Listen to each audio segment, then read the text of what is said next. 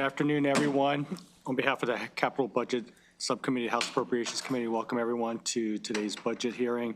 First, we'll start off with the public school construction, and we have Ms. Laura Hyde who will be presenting, and then Executive Director Alex Donahue like to come up, and the IAC, if they'd like to come up and get ready, that'd be great. Thanks. Ms. Hyde. Thank you, Mr. Chair. Starting at page 1, this is the school construction analysis for Interagency Commission on School Construction. So starting at page 1, the 2025 CIP allocates $824.7 million for 7 state school construction programs. The graph on page 2 shows that of this amount, $453.5 million is general obligation bonds, $302 million is revenue bonds for the Build to Learn program, and $69 million is special fund PAYGO. On page 5, Exhibit 1 shows the funding by program. Turning to page 7, Exhibit 2 shows that between fiscal 2021 and 2025, new public school construction funding met or exceeded the legislative intent of $450 million. The fiscal 2026 budget as introduced also meets the legislative intent with $450 million for public school construction funding. Turning to page 8, Exhibit 3 shows the public school construction program 90% and 100% recommendations for the public school construction program by local education agency. In the 2025 allowance, PSCP receives $300 million, which includes $291 million in GO bonds and $9 million in special fund PAYGO from the Fiscal Responsibility Fund. These recommendations include 93 projects in all LEAs and the Maryland School for the Blind and represent approximately 38% of the fiscal 2026 request, which totaled $767 million. Turning to page 10, Exhibit 4 shows the 3 Build to Learn bond sales to date, which total $1.1 billion. Since annual appropriations for debt service are fixed at $100 million per year, higher interest rates reduces bond proceeds. The most recent bond sale was in October 2024, and the estimated amount available for projects has declined as interest rates have increased. On page 11, Exhibit 5 shows that if rates remain at current levels for the remaining sales, revenues will support between $1.6 billion and $1.8 billion in projects. Turning to page 12, Exhibit 6 shows Build to Learn approved project allocations, which total $1.4 billion. With these approvals and an estimated $1.7 billion available for projects, the remaining allocation is approximately $359 million. Turning to page 14, Exhibit 7 shows allocations for the Healthy School Facility Fund, which total $90 million in fiscal 2026 to meet the mandate and $370 million since fiscal 2021. On page 15, Exhibit 8 shows that of the $370 million appropriated to HSFF, IAC has allocated the majority of funds, $190 million or 51%, to roofs and related repairs. In the bold language on the bottom of page 15, DLS notes that while allocations to LEAs are timely, unexpended funds total $233 million from appropriations made prior to fiscal 2025. Due to the slow rate of expenditures, DLS recommends deferring $45 million from this program to fiscal 2027, which would provide $45 million in fiscal 2026 and fiscal 2027 respectively. Turning to page 16, Exhibit 9 shows funding for the Enrollment Growth and Relocatable Classroom Supplemental Grant Program. In the 2025 CIP, the program receives $40 million in mandated funding and an additional $13.9 million in funding over the mandated amount. The bold language at the top of page 17 asks IAC to comment on why the program's current unexpended balance is over $100 million. Turning to page 18, Exhibit 10 shows unexpended balances for school construction by fiscal year and program, which currently total $1.1 billion. The bold language on this page asks IEC to comment on any discrepancies between the CIP and IEC's recorded balances for these programs, how the agency plans to spend outstanding balances for each program, and whether any funds prior to fiscal 2017 would be eligible to be canceled or transferred to the unreserved statewide contingency account. Turning to page 19, Exhibit 11 shows contingency fund balances by program, which as of September 2024 total $104 million. The bold language on this page asks IEC to comment on the following concerns regarding this report: the reasons that IEC reports are frequently delayed, the balance for funds reserved for statewide purposes and the intended use of those funds, the reason that balances over 7 years old have not been returned to the unreserved statewide contingency account, and the reason that a balance for the unreserved statewide contingency account is not reported. Remaining exhibits and appendices in this analysis include information on managing for results measures, on the age of state school buildings and maintenance effectiveness assessment results, program allocations by LEA, the current state cost share, and the total school construction funding by LEA. This ends my presentation, and I'm happy to answer your questions. Thank you very much, Mrs. Hyde. Are there any questions from members of the subcommittee for Mrs. Hyde? Great. This afternoon we have Alex Donahue, the Executive Director of the Interagency Commission on School Construction, and also Senator Ed Casemeyer, Cassandra Viscaro, and Arabia Davis. So thank you very much. Please proceed. Thank you, Mr. Chair, and I thank you, committee members, for having us. With me, as you just said, is our Executive Director, Alex Donahue, our Deputy Director, Cassandra Viscaro, and our Chief of Funding Programs, Arabia Davis. I'm Ed Casemeyer, Chair of the IAC. Just a few comments before Alex begins.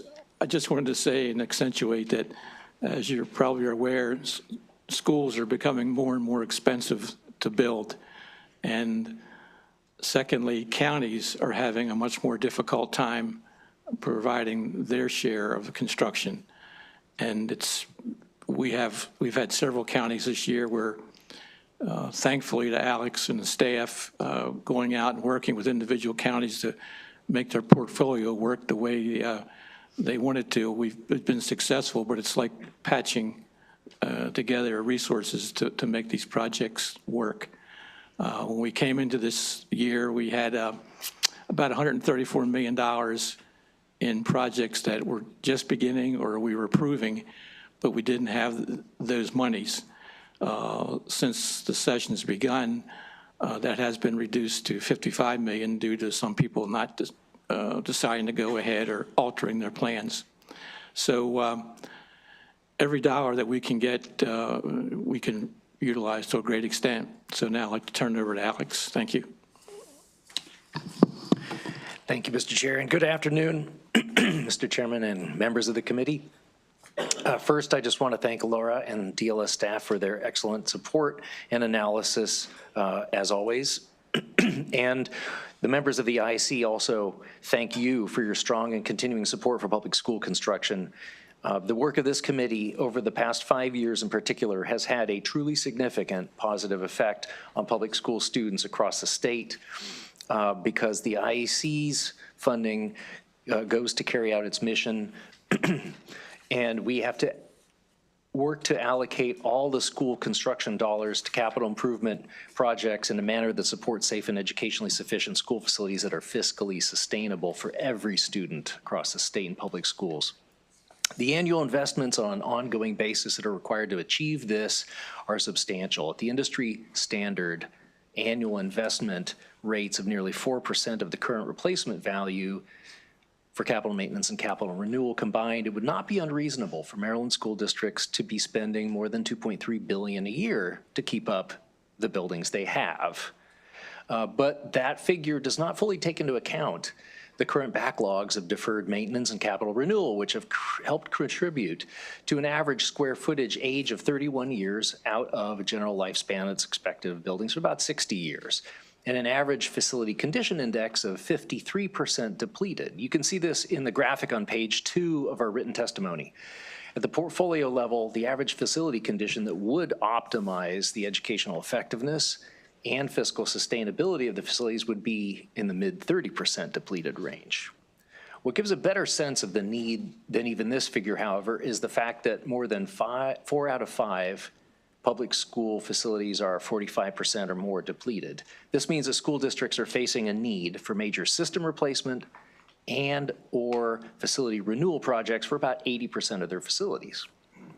Maryland school districts and the IAC greatly appreciate, I'm going to say this again, the investments of the General Assembly over the past 5 years. Since 2021, the General Assembly has more than doubled the average annual amount of state capital funds going to school construction to an average of $880 million from what had been an average the previous decade of under $400 million. This increased level of investment has helped slow the downward condition slide, but it's not actually enough to hold conditions steady, much less reverse the decline in facility condition. In this fiscal year 26, the IEC faces a critical funding gap of $55 million between the governor's proposed budget for the CIP and EGRC programs combined and the amount needed to fulfill the state share responsibilities for the school district's highest priority projects. That is led by 6 critical projects for mostly smaller rural jurisdictions that lack the local fiscal capacity to cover the funding shortfall on the state side should the General Assembly not be able to appropriate that additional $55 million. It's unclear at this point how those affected jurisdictions might find the resources needed to close the gap and keep those major projects on schedule. We're working with them to cobble together any possible solutions we can find, and we've had some headway with a couple of them to combine Build to Learn Act funding with CIP funding and other pass-through grant funding to inch every project forward in every fiscal year step by step that we possibly can. But the concern is if we leave this funding gap of $55 million unaddressed in fiscal 26, our projected FY27 funding gap, which would be $111 million, would grow to $166 million. So we have more details in our written testimony on that. I'll move now to our comments on the DLS recommendations in the budget analysis, unless there are any questions. Great. Thank you very much, Delegate Metzger. Thank you, Mr. Chair. Thank you, Senator Casemeyer, and I have so much respect for you. I'll be honest with you, you passed my very first bill. Oh, And, I'm glad. Thank you. I've always had respect for that. So, question I have is just kind of a local thing for me. I've noticed that Solars Point and Dundalk High School is being renovated, but it seemed like it's taken an awful long time for just a small extension. I was just wondering if you could comment on that a little bit. And the second part of my question is, where are we in the drawing point of Sparrows Point High School? You know, that's a growing community. We're already over capacity. They're building a huge complex at Sparrows Point Country Club, and the houses are going up, and it looks like it's going to be a sold-out project before it gets going. So I was just kind of curious if you could elaborate on that a little bit. I thank you so much for what you do. Thank you. Okay. Absolutely. Mr. Chair, that's a great question because it highlights some of the challenges that the larger jurisdictions are facing, which is a number of schools that need either renovation due to age and condition or expansion due to growth in the area, and in many cases, like Baltimore County, both. And so Baltimore County Public Schools is and has been working for the last couple years to figure out how they can move forward all the needed projects in the different regions of the school district on the west side, northeast, central, southeast. There are projects in need on all of those, and Baltimore County Public Schools has been advancing the plans for the renovations and expansions, Patapsco and Solid Point Dundalk. That's happening. It's moving forward now. And the IEC is assisting with those projects to the extent of their eligibility under the state rules.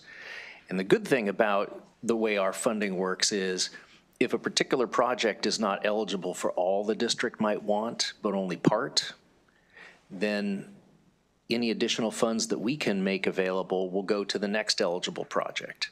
And so the county has to work its side of the local funding to complete the project beyond whatever the state eligibility is, and then take advantage of the state funding on the next project and add the local funds to that. So those are all moving forward. It just may take a little longer than we would have hoped.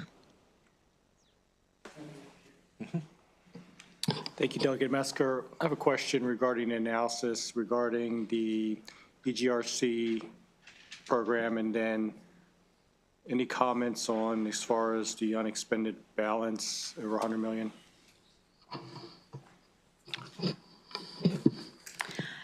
Yes, Mr. Chair, thank you. So regarding the unexpended balance of over $100 million in EGRC, there are two primary reasons. One of them we just talked about. First is just that construction takes a long time. So from the time that our funds get onboarded, it can take 3 to 5 years for those funds to complete because the LEAs are not guaranteed a certain amount of funding in a certain time. They typically prefer to have the largest commitment they can with state funds up front, and then they proceed. The other thing is the statutory restriction around utilizing these funds. So specifically, Education Article 5303J3 says that when we allocate funding to an LEA, they have 2 years to get that funding under contract. If after 2 years the funding isn't contracted, it gets rescinded from the project to which it's been allocated, but it continues to be held for that LEA for another 2 years. So it's essentially 4 years before the IAC can take those funds and allocate them to another county that's in need. Now, of course, we rarely get to that situation because we're working closely with every county to make sure that they are getting the funds out the door as quickly as possible.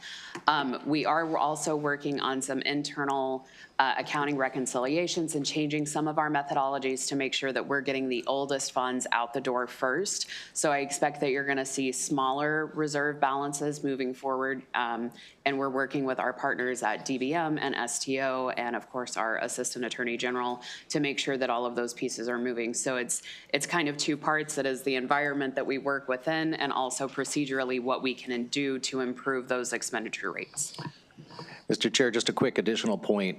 I want to make it clear that all of those funds were timely awarded by the IAC, but because we pay out on a reimbursement basis after the work is completed, and that completion can take not only a couple years in many cases, but also can be delayed in somewhat even in the closeout and reimbursement, they don't move out of our accounts to the school district as fast as we all would like. Okay, great. Thank you very much. Thanks for the further explanation on that. Really appreciate it. Are there any other questions? Great. Thank you very much. That concludes the hearing on the IAC Public School Construction Committee. Will now move on to the Department of State Police, and we have Ms. Madeline Miller who will be presenting the analysis.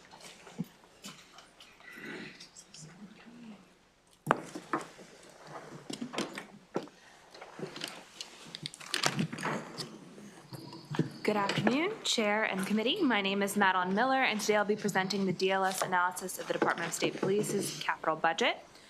The Capital Improvement Program, or CIP, includes 7 projects, of which 3 receive funding in fiscal '26. Those 3 projects include the replacement of Barrack L, Forestville, the renovation of the communications room in Barrack J, Annapolis, and a new garage at that site, and a project in Waterloo. The oldest 2 barracks currently in operation are the Forestville and Annapolis barracks, both of which were built in 1972. Newly constructed barracks are expected to have a lifespan of 40 to 50 years and incorporate design elements to improve functionality, cohesion with other departmental operations, and safety for employees and the public. Barrack L is an ongoing project that has previously received $5.4 million and is expected to cost a total of $22.1 million. In addition to providing $7.4 million for the project in fiscal '26, the capital budget bill pre-authorizes $8.8 million in fiscal '27 to complete construction funding. The project's design phase started in July 2023. The design was previously predicted to last 12 months. It's been extended to 20 due to changes in scope. The project's design was updated around stormwater impacts, and square footage had to be increased for the barrack to accommodate additional restroom, mechanical, utility, and circulation space. The barrack component increased from approximately 15,580 gross square feet to 16,919. Total site work costs also increased from 1.3 million to 2.3 million. Barrack J is another ongoing project. Its design began in February 2024, and the project is necessary to restore full functionality to the barrack. In its current state, it cannot directly dispatch troopers or monitor troopers. Another project element, the replacement of a non-functioning garage, is required to maintain the assigned patrol fleet. When the replacement garage is complete, it will incorporate lessons learned from the Cumberland and Berlin barrack projects and have 3 vehicle bays. It will also house a canine unit and have space for the Facilities Management Division building mechanic.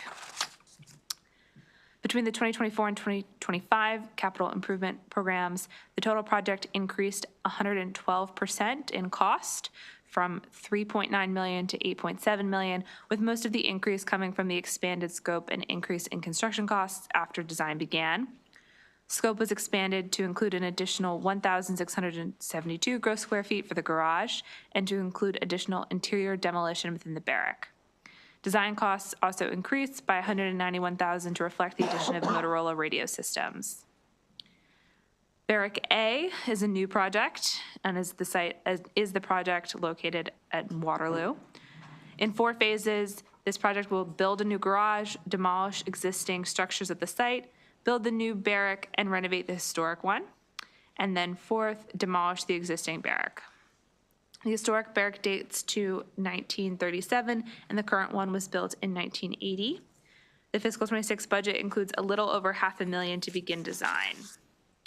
The project is necessary because Barrack A has reached its expected useful life and its design is not conducive to employee and detainee safety. The new barrack will improve access to holding cells for both detainees and officers and ensure there is sight and sound separation in the event of there being adult and juvenile prisoners at the same time. Though the historic barrack is structurally sound and a good candidate for restoration, its multi-level design and other space limitations make it unsuitable to replace the current barrack. Within the historic barrack, renovated space will include dormitories and space for employee fitness, and administrative spaces for licensing division and logistics command personnel. The construction phase for this project is planned to begin in July 2028. The site specifications allow the department to maintain its operations during the construction phases. Total project costs are estimated to be $19.8 million, a 26.3% increase from the figure estimated by last year's CIP. DLS has one concern that the program approval has not yet been received for this project.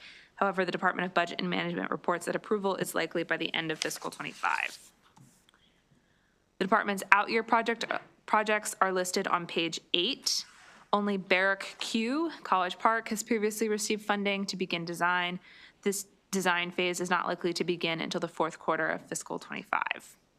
The other 3 projects, the Brooklynville New Public Safety Complex, the renovation of Building D in Pikesville, and the barrack replacement in Glen Burnie, all received fewer design funds in their first year of funding under the 2025 CIP compared with what was scheduled under the previous year's CIP. This will better align state spending with expected project timelines. Additional observations appear on pages 9 and 10. As shown in Exhibit 1 on page 9, planned spending in fiscal 26 and beyond increased from $116.1 million to $133.5 million between the 2 CIPs. That's an increase of 15%, even though none of the projects being funded changed between the 2 years. DSP, DBM, and the Department of General Services were able to incorporate information about recent design and construction contracts in the 2025 CIP, and the current CIP should reflect current bid market rates for construction.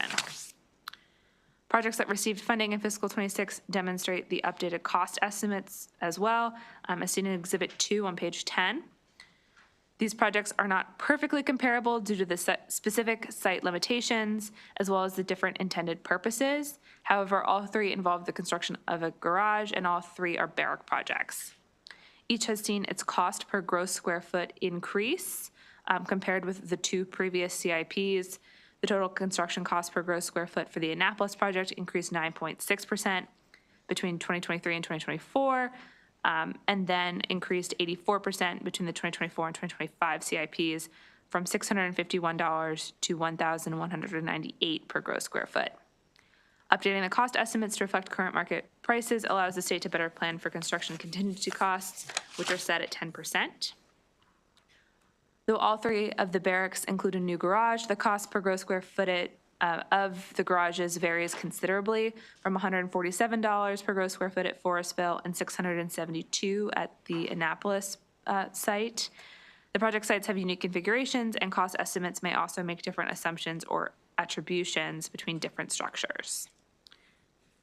Finally, returning to the update section on page 3, the capital budget bill deauthorizes approximately $840,000 in funding originally appropriated for the new Cumberland Barrack and Garage project, which was completed in May 2021. The total project cost was $11.9 million. DLS recommends approving all authorizations, deauthorizations, and pre-authorizations for the department. That concludes my presentation. I'd be happy to take the committee's questions at this time. Thank you very much, Ms. Miller, for the presentation. Are there any questions from the subcommittee? This afternoon we have from the Department of State Police, Secretary Roland L. Butler, Jr. Mr. Secretary, thank you for being here. Thank you, sir. Good afternoon, Chairman Chang and members of the committee.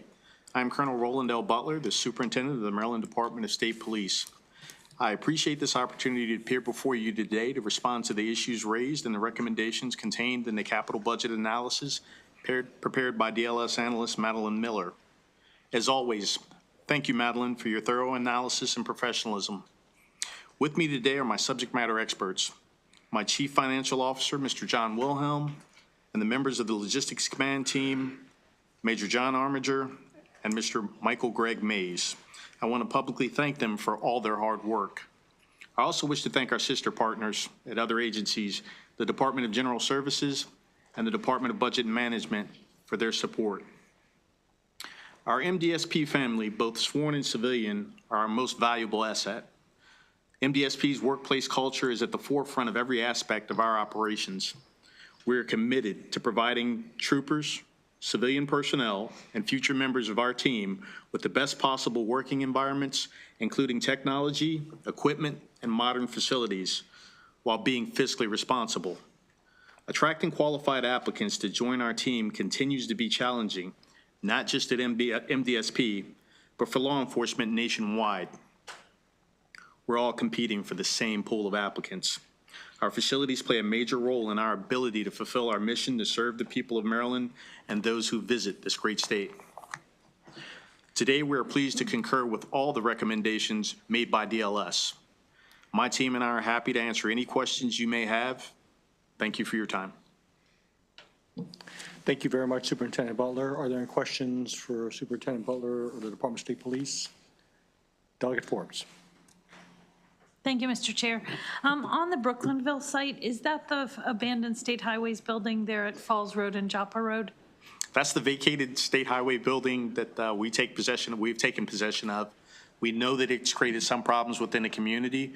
We're doing our due diligence to make sure that there are regular patrol checks there to keep people out. We do find ourselves having to reboard certain entry points. I think the upside of this whole thing, I think Major Armiger can attest, we're due to demolish that facility in the near future. Yes, so we're working with our project manager at DGS. We have an upcoming May, June set for demolition of the 2 standing structures on that facility currently. And then once we get it down to slab grade level, we'll be able to start the capital project. As you can see in the analysis, it's an out-year project set for funding to be started in 2028. Thank you, I appreciate it. I know the community will be glad to see something there because it's been troublesome. Right, I've had some actual conversations with community members that have called our office and inquired, and we just assured them, like the Colonel said, we have regular patrol checks both during the day. We have a traffic incident management team there now that routinely visits, uses that location Monday through Friday. And then our Golden Ring Barrack on the east side of Baltimore swings by and does patrol checks at random hours of the evening, dark hours. And then again, like the Colonel said, we have all points of entry to those structures boarded up. And then if we find that one of those structures have been entered into, we go ahead and make sure everybody is out of the buildings, anybody's not in danger, and then re-secure the building. Well, thank you. It's an ideal location for both 695 and 83. So it'll be good when you're up and running there. Thank you. Chair, I just want to take a moment to thank you publicly for all that you do. Your men and women are just full of integrity and leadership. And I just want to thank you publicly, and be sure to tell your men and women that Delegate Metzger appreciates your work. God bless you. Thank you so much, Delegate. I'll be happy to pass that along. The women and men in Maryland State Police, they rise to the call at every challenge, every day, and it's an honor to lead them and work alongside them. So thank you very much. Watch them on live TV if you need to. Thank you, Delegate Metzger. Are there any other questions? Thank you very much, Superintendent. Have a great day. That concludes the hearing for the Department of State Police. The committee will now move on to the University of Maryland Medical System, and our budget analyst is Ms. Naomi Kimura.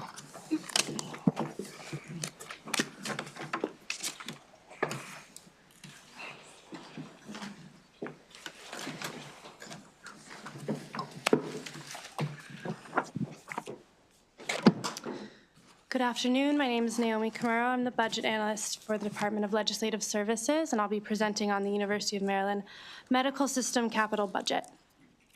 The fiscal 26 allowance includes 3 projects for the University of Maryland Medical System, or UMS.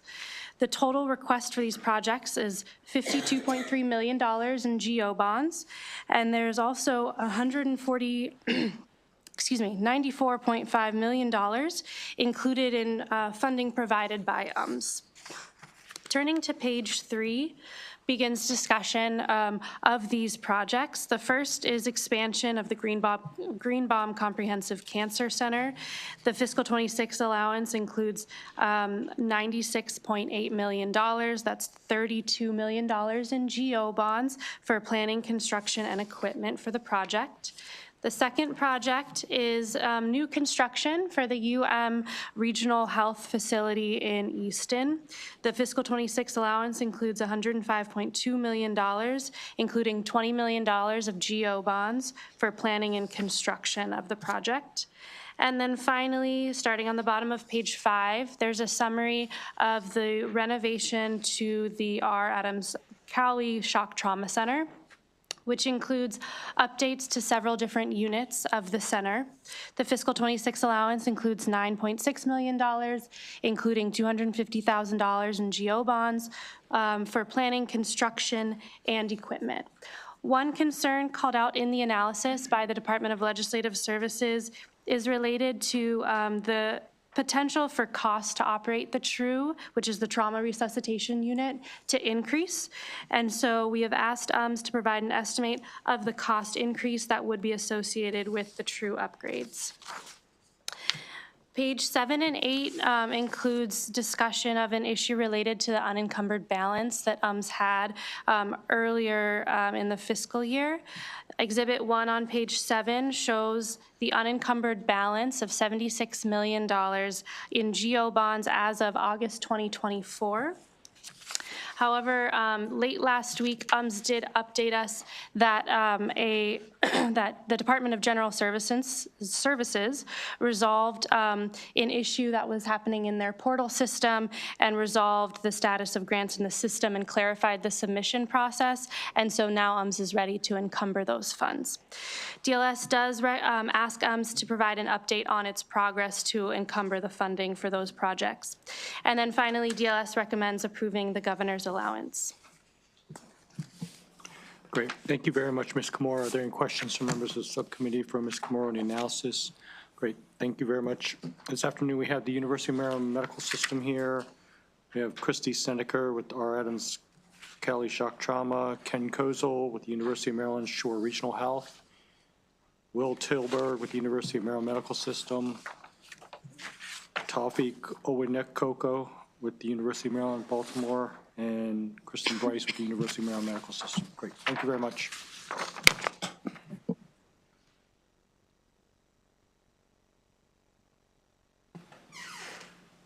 All right.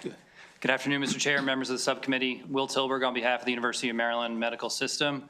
I'm joined today, as we heard, by Dr. Snedeker, the Vice President of the Shock Trauma Center, by Ken Kozel, who is the President and CEO of Shore Regional Health, and Dr. Tawfiq Owinek-Koko, who is the Executive Director for the Comprehensive Cancer Center. I'd like to start by thanking Ms. Kimura for her analysis, as well as Paul Rader, our DBM analyst. They've been a wealth of support and resource in preparing for this hearing and beyond. We are grateful for Governor Moore in this budget, for the Department of Budget and Management, to this subcommittee, and to the Appropriations Committee at large for the support and collaboration. We understand the significant challenges facing the committee and the state that you're navigating this year and are truly appreciative of the ongoing efforts and support for these capital projects. The state and UMS has a unique partnership, a partnership that has evolved over the last 40 years and strengthened. And by working together, we are transforming medical research and healthcare delivery within the state, particularly for rural and underserved communities. Investments like the capital projects we have for us today are critical to this continued investment and transformation. So thank you. In the DLS analysis, we were asked to respond to 2 items. First, provide an estimate of any cost increases to the Trauma Resuscitation Unit, or TRU, which is part of the Phase 3 upgrades for the Shock Trauma Center renovation. The existing total project costs, which are listed in the DLS analysis, is $58.1 million. As background, this project was originally greenlit in 2019 and suffered 3 years of delays due to the COVID-19 pandemic. So this forced delay has led to an expected increase in construction costs for the project. We are in the process at UMS of validating the estimated increases in construction costs and expect to be able to provide detailed projections for any increases no later than Q1 of FY26. Despite these delays and cost increases that are expected, Phase 3 remains on schedule for completion in FY28. Second, we were asked to provide an update on progress to encumber $76 million in unencumbered funds across multiple projects that are listed in Exhibit 1. As indicated in the analysis, UMS experienced challenges accessing the new grants management portal system that launched in the fall of 2024. All of these grants have since been activated by DGS, and we are prepared to encumber the funds and coordinate with DGS in the near future. I'm pleased to share that just today we met with several representatives of DGS to coordinate what the next steps look like so that we can encumber those funds as quickly as possible. With that, I'll turn it over to my colleagues. Thank you. Thank you and good afternoon, Mr. Chairman, members of the subcommittee. I'm Dr. Christy Snedeker, privileged to serve as the Vice President of the R. Adams Cali Shock Trauma Center. And here on that behalf would like to express our gratitude to the General Assembly and the state for your continued partnership and support of trauma care services across our great state of Maryland. The state's investment in the Shock Trauma Center renovation Phase 3 has been and remains essential to our work and ability to serve the trauma needs of all Marylanders. In fiscal 26, the state is providing a total of $250,000 in capital funds to support the ongoing renovations and upgrades to the Shock Trauma Center that will help us to continue to modernize our facilities and equipment to meet the needs of critically injured and ill Marylanders. I'm very excited to say after that 3-year delay, we are finally well underway on the 5 projects.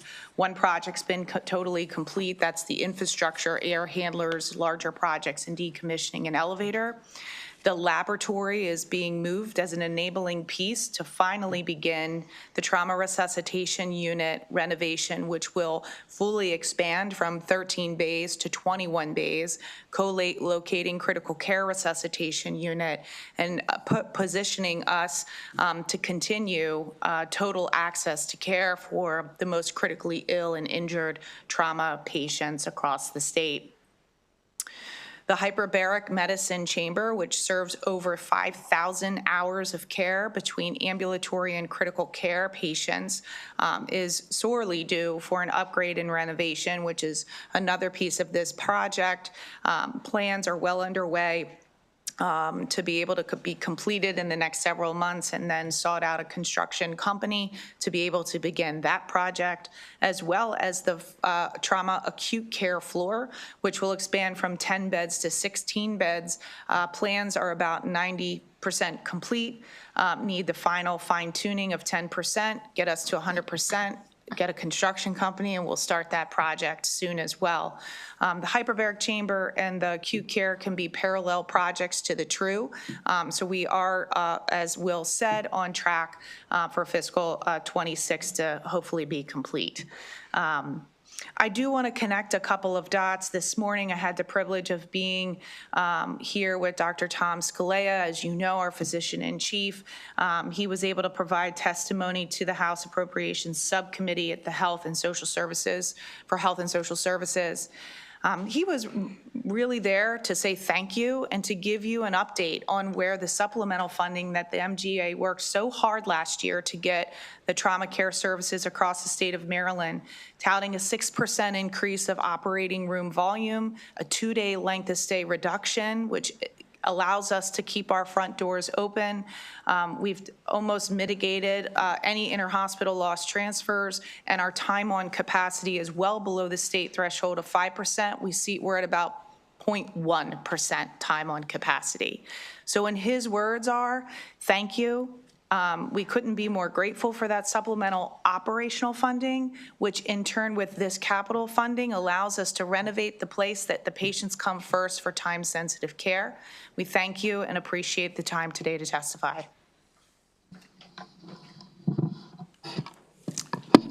Good afternoon, Chairman Chang and committee members. I'm Taufik Oweniko, the Director for the Greener-Baum Cancer Center at University of Maryland Medical System. I want to thank the General Assembly and the state for its ongoing financial commitment to cancer care and research. In fiscal year 2026, the capital budget provides $32 million in GEO funds that will supplement funds from UMMS to support the ongoing renovation and expansion of the cancer center. We are very privileged to serve all residents of Maryland. Patient population seen at Greener-Baum tripled between 2010 and 2021, leading to lengthy wait times, and access to our fixed-base outpatient services became really difficult.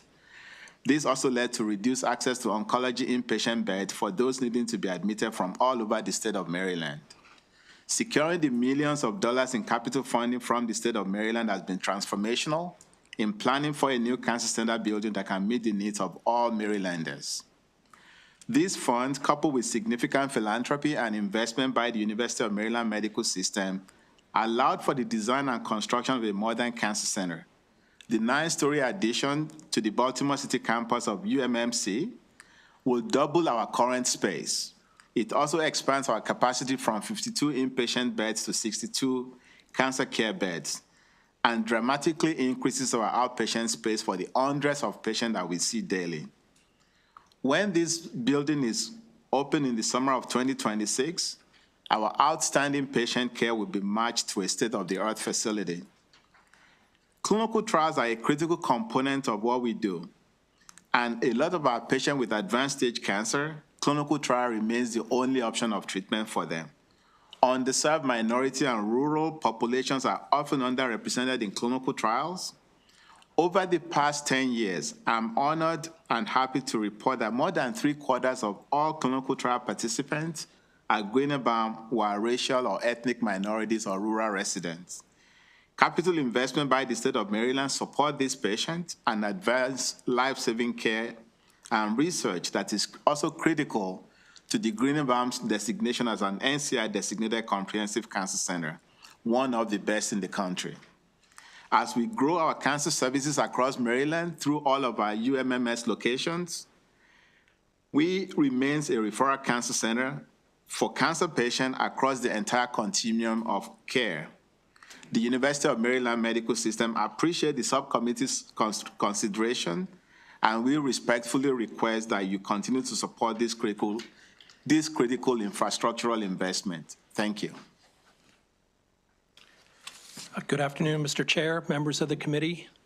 My name is Ken Kozel, and I'm the President and CEO for the University of Maryland Shore Regional Health. Today I'm here to talk about the Easton Regional Medical Center. We at Shore deeply appreciate our partnership with the state and thank Governor Moore, the Maryland State Legislature, and DBM and DLS for their unwavering support. This is such a pivotal time for rural health care, with over 185 hospital closures in the past 2 decades and nearly 600 more rural hospitals at risk for closure today. Over the last dozen years, UMS and Shore Regional Health have worked closely with our state agencies and our local communities to transform rural health care on Maryland's mid-shore to avoid this fate. Completing the next major part of our vision is to build the Easton Regional Medical Center. The inclusion of an additional $20 million in the capital budget for this project marks a pivotal step towards advancing our Shore Regional Medical Center, addressing critical needs such as improving access to care, addressing health equity issues, replacing outdated infrastructure, and accommodating modern healthcare capabilities. The Regional Medical Center will offer essential healthcare services needed for the Mid-Shore. There'll be 147 acute and observation beds, all in private rooms, that will enhance patient throughput.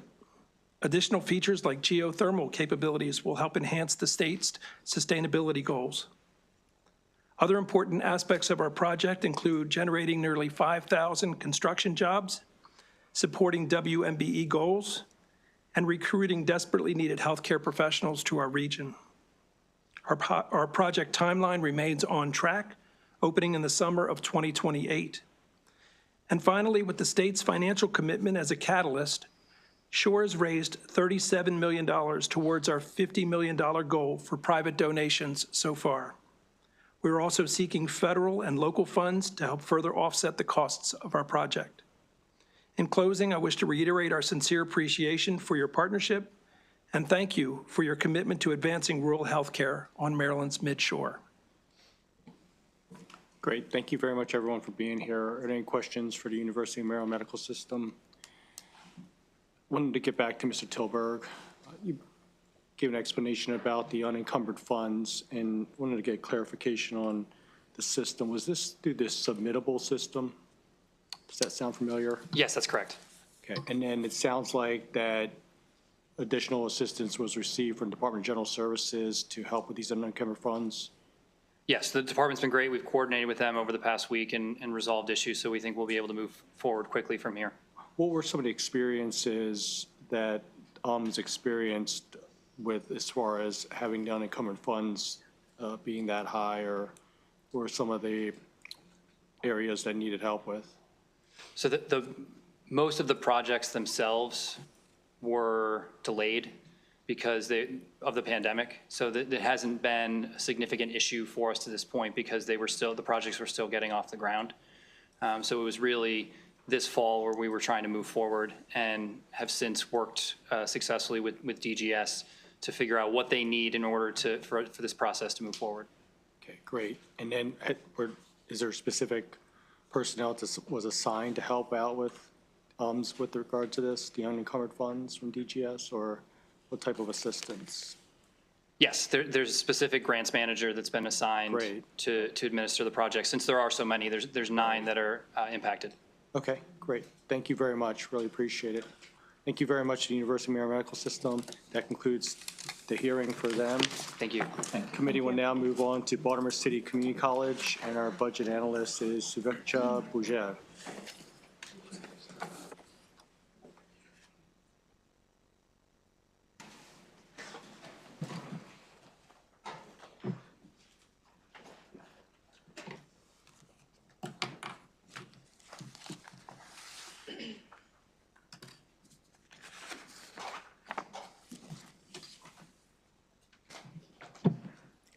Thank you, Mr. Chair.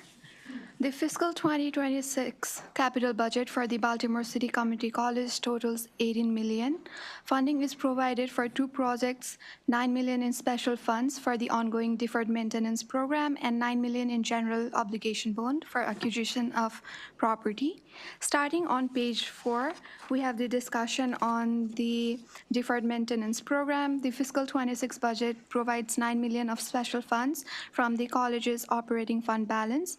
The proposed funding plan includes the replacement of $5 million of general funds appropriated to the dedicated purpose account in fiscal 2023 for the program that was transferred to the general fund through a provision in the Budget Reconciliation and Financing Act of 2025. Therefore, only $4 million of the proposed funding is new to the program. Fiscal 26 marks the 5th year of funding for this program, including fiscal 2026 funding. A total of $30.7 million will have been provided for this program. Exhibit 1 on page 5 shows the breakdown of the different categories of the projects that this funding has gone towards. On the bottom of page 5, DLS notes the positions of Assistant Vice President for Facilities and Assistant Director for Capital have been vacant for an extended period.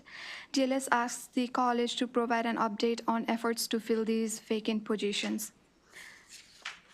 Exhibit 2 on page 6 shows the breakdown of the 7 projects included in the capital improvement program of fiscal 2026. Acquisition of land is discussed on page 7. Fiscal 2026 capital budget includes $9 million in general obligation bonds to acquire a parcel of land adjacent to the Liberty Heights campus. BCCC intends to use the property to increase parking capacity as well as construct site improvements for student programs and host community outreach events. The college has not submitted a facility program plan to the Department of Budget Management and has yet to engage the Department of General Services, Office of Real Estate to initiate the due diligence process. The college should brief the committees on when the required program plan will be submitted to DPM and elaborate on whether the college has identified a preferred site and, if applicable, if any engagement has been initiated with the property owner. On page 8, we have the summary of the out-year projects, which includes Learning Commons renovation and addition, nursing building renovation and addition, demolition of North Pavilion, and new facilities building. Of these 4 projects, Learning Commons and the nursing building projects have received funding previously.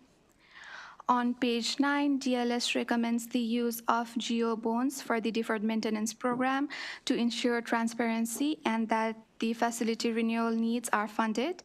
Conversely, BCCC's desire to acquire property to address student and faculty parking needs would best be served if funded from the college's fund balance, which can be deployed at its discretion when a suitable property has been identified.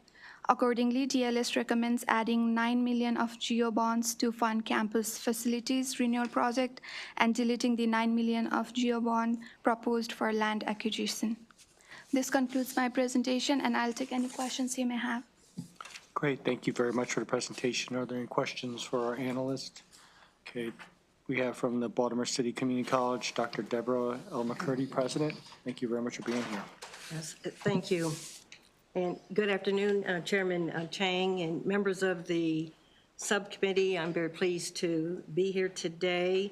For the record, I am Deborah McCurdy, President, Baltimore City Community College since 2019. I'm joined by colleagues, Mr. Michael Thomas, Vice President, Workforce Development, and also over our facilities area, Ms. Becky Burrell, Vice President, Institutional Effectiveness and Planning, and Ms. Eileen Waitsman, who is the college's controller. Let me thank our DLS analyst, Ms. Bridgell, as well as Kelly Norton also contributing, and Matthew Klein for their continued support of the college. It's a privilege to provide this brief testimony in support of the governor's 2026 capital budget recommendations for Baltimore City Community College that includes $9 million for deferred maintenance and $9 million for the acquisition of unidentified property. We will, however, have a couple of clarifications on the source of funds being requested. Governor Moore's budget demonstrates Maryland's commitment to Baltimore City Community College, and this is a college that provides students of the city and surrounding areas with affordable and accessible higher education, and we maintain that steady focus on the ultimate goals of college completion, workforce training. The governor's focus on education, it's a testimony to his priorities, which will impact the economic and workforce growth for the state as well. The college is dedicated to providing students within the city and surrounding areas with an affordable higher education and maintaining that steady focus. However, the college, decades have passed without significant investment into the college facilities, addressing the facility needs in an energy efficient and fiscally responsible manner will attract dedicated and talented faculty and students. Coupling the age of the facilities with the lack of routine funding for maintenance repairs and projects, immediate safety upgrades, and major replacements of most building systems are now required. Most recently, with the first opening week of the spring semester, the college suffered a fire in its main building, instructional building, some 80,000 square feet, 4 floors. To date, 3 of the floors are still offline, and 1 floor is partially back online. So we are moving through, again, some of the systems and some of the concerns that we have as we continue to deliver education for our students. Over the past 4 years, some $21 million has been invested in 27 individual projects have been initiated or completed. We continue to grow all of this, as well as the college was severely backlogged in its maintenance needs as well. But we do thank you for your continued support. DBM, DLS have continued. DGS certainly have been on site with us numerous times as well. In the DLS analysis, the college was asked to comment on 3 issues. First issue, we're asked to comment on the status of 2 vacant positions that are critical to the effective management of the campus infrastructure, the Assistant VP for Facilities and the Assistant Director for Capital Projects. The college is actively recruiting for these 2 positions and continues to make progress with advertising and interviewing for these positions. We do have contracted services to assist us while we're interviewing, and I might add that DGS has also assisted with the larger capital projects management. Good example as well with the recent fire, DGS has taken point and assured that all of the maintenance and the needs for repairs are taken care of, and with a crew on site every day just about for the last 5 or 6 weeks. The second issue we are asked to comment on is the status of the acquisition of property. DLS notes that BCCC has not submitted the facility program and has yet to engage the DGS Office of Real Estate to initiate the property acquisition due diligence in this process. While a preferred site has been identified, engagement with the property owner will be initiated upon final approval of the capital budget. The Part 1 facility program will be completed following the approval of the capital budget. Preliminary communication with the DGS Office of Real Estate has occurred and will be ongoing, obviously, throughout this process. The third issue that DLS notes is a recommendation to switch the funding source for deferred maintenance to go to GO bonds and to switch the funding source for the acquisition of property to the fund balance. Well, the college agrees that the deferred maintenance should be funded as GO bonds. BCCC disagrees that using the fund balance should be used for the acquisition of the property. The fund balance should not be used for either capital project. First, BCCC appreciates that the DLS analyst acknowledges in her key observations that the $9 million recommended for deferred maintenance is only $4 million in new funding. In the 2023 legislative session, $10.5 million was authorized for deferred maintenance, with $5.5 million in GO bonds and $5 million in PAYGO funds. However, the $5 million in PAYGO funds from the dedicated purpose account were never released to the college. In addition, the $4 million funded with special funds for FY24 was not released to the college until April 2024, some 10 months after the capital budget was enacted. Therefore, we agree that deferred maintenance should be funded with GO bonds to ensure the funds are available and delivered in a timely fashion. In order to continue eradicating the backlog, there still remains $33 million in deferred maintenance needs, comprising of major HVAC, life safety systems, sustainability projects, and envelope issues. With the $4 million in new funding currently being proposed, no additional projects can be initiated. This level of funding is a bare minimum of being able to continue projects from the original 2022 three-year deferred maintenance list. There's actually a current need of $12.5 million to complete the current projects from this list. In addition, the fund balance that the college has available is not the type of funding that can be readily accessed and is meant to be kept as a reserve fund, and I'll ask our controller, Eileen Weitzman, to address the fund balance. Yeah, good afternoon, Chairman, Vice Chairman, and members of the subcommittee. I'm Eileen Weitzman, Controller of Baltimore City Community College. Thank you for having us this afternoon. Baltimore City Community College has an estimated fund balance of $89.6 million. However, most of those funds are restricted in capital assets, leases, subscription assets, and funds raised by WBJC's members and donors. In addition, BCCC has a fiscal 2025 deficiency for the COVID funds that the U.S. Department of Education has approved for spending through June of 2025 of approximately $3.2 million. And previous deferred maintenance projects already earmarked and approved by DGS had a rollover balance of about $4.8 million. So the balance remaining after all that said is about $10.7 million. If we were to use $9 million for deferred maintenance, that would only leave approximately $1.7 million in what's supposed to be reserve or fund balance.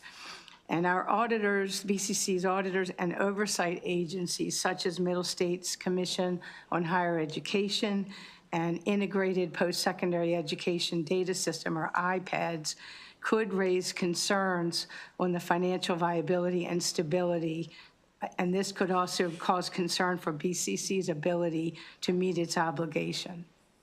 Thank you. Thank you.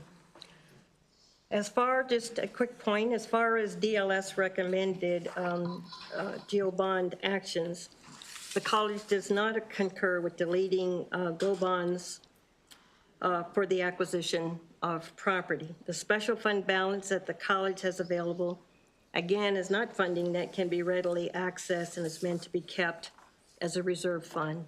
As far as DLS recommended actions to authorize $9 million in GO bond funding for deferred maintenance, the college concurs. In the past, when funding was applied to PAYGO, it was not delivered, and when it was included in special funds, it was not delivered until late April. And with that, Mr. Chair, I do thank you. I thank the committee. We certainly invite the committee to join us on the BCCC campus. We appreciate Governor Moore and his team coming out in late 2024 as well to visit the campus and to visit the facilities as well. And we would extend that invitation certainly to all of you to visit us on the campus to look at some of the progress and some of the needs. I'll end my comments there. Thank you very much, President McCurdy and everyone from Baltimore City Community College. Are there any questions from members of the subcommittee? Thank you very much. That concludes. Dogan Metzger. Thank you, Mr. Chair. I'm just real curious. I was looking, what kind of enrollment does Baltimore CCC have? Student enrollment? Yes, our enrollment has continued to increase. So for the past 2 years, each semester we have increased anywhere from 11% to a high for the winter of, I believe it was 30 some odd percent. So we are continuing to grow. We have rebounded well from our COVID days as well, but we have had every semester for the last 2 years with an increase in enrollment. So we are, this spring, our enrollment is about 40, somewhere around 4,200. The fall, we ended up with an enrollment of 4375. 4375. 4375? Yes. Is that full and part-time? Yes, that's everyone. Okay. Okay. It does not include workforce. Now, have you focused in or specialized in any particular area of curriculum? We have a primary focus certainly in terms of the health sciences. We're looking now and received some design money looking at the design phase for the new nursing building. So with health services for nursing, dental hygiene, physical therapy, EMT, occupational therapy, and so forth. So apart from our general education courses, apart from our relationship with Baltimore City Public Schools in terms of dual enrollment and pushing more students through the Maryland Blueprint and having that opportunity to immediately acquire college credits. And what is your development director currently working on now? Right now, he is working as we left. We just had a conversation this morning regarding scholarships and scholarship funding and looking at greater outreach in terms of scholarships. We have done well, though, with our scholarships. Through COVID, the college dedicated not just the student portion, but we dedicated most of the administrative portion of COVID funding to cover tuition and fees and books for our students.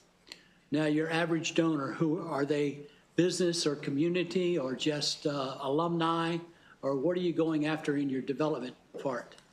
We will be looking through our planning office of new strategies and new outreach for donors beyond individual donors to begin to draw back on businesses in the greater Baltimore community as well. We should have no students that ever are in need of scholarships to get through school. That's your heartbeat. My background is development in college, so I understand that. So thank you very much. Thank you. We appreciate you coming to visit us. Thank you, Delegate Metzger. Are there any other questions from the members of the subcommittee? Great, thank you very much for being here. That concludes the hearing for the Baltimore City Community College. Thank you, Chairman. Thank you, members of the committee.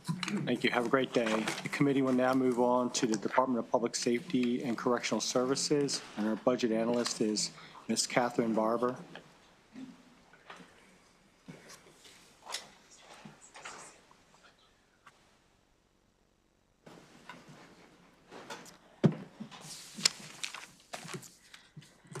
Good afternoon, Mr. Chair. My name is Catherine Barber, and today I'll be presenting the DLS analysis of the fiscal 26 capital budget for the Department of Public Safety and Correctional Services.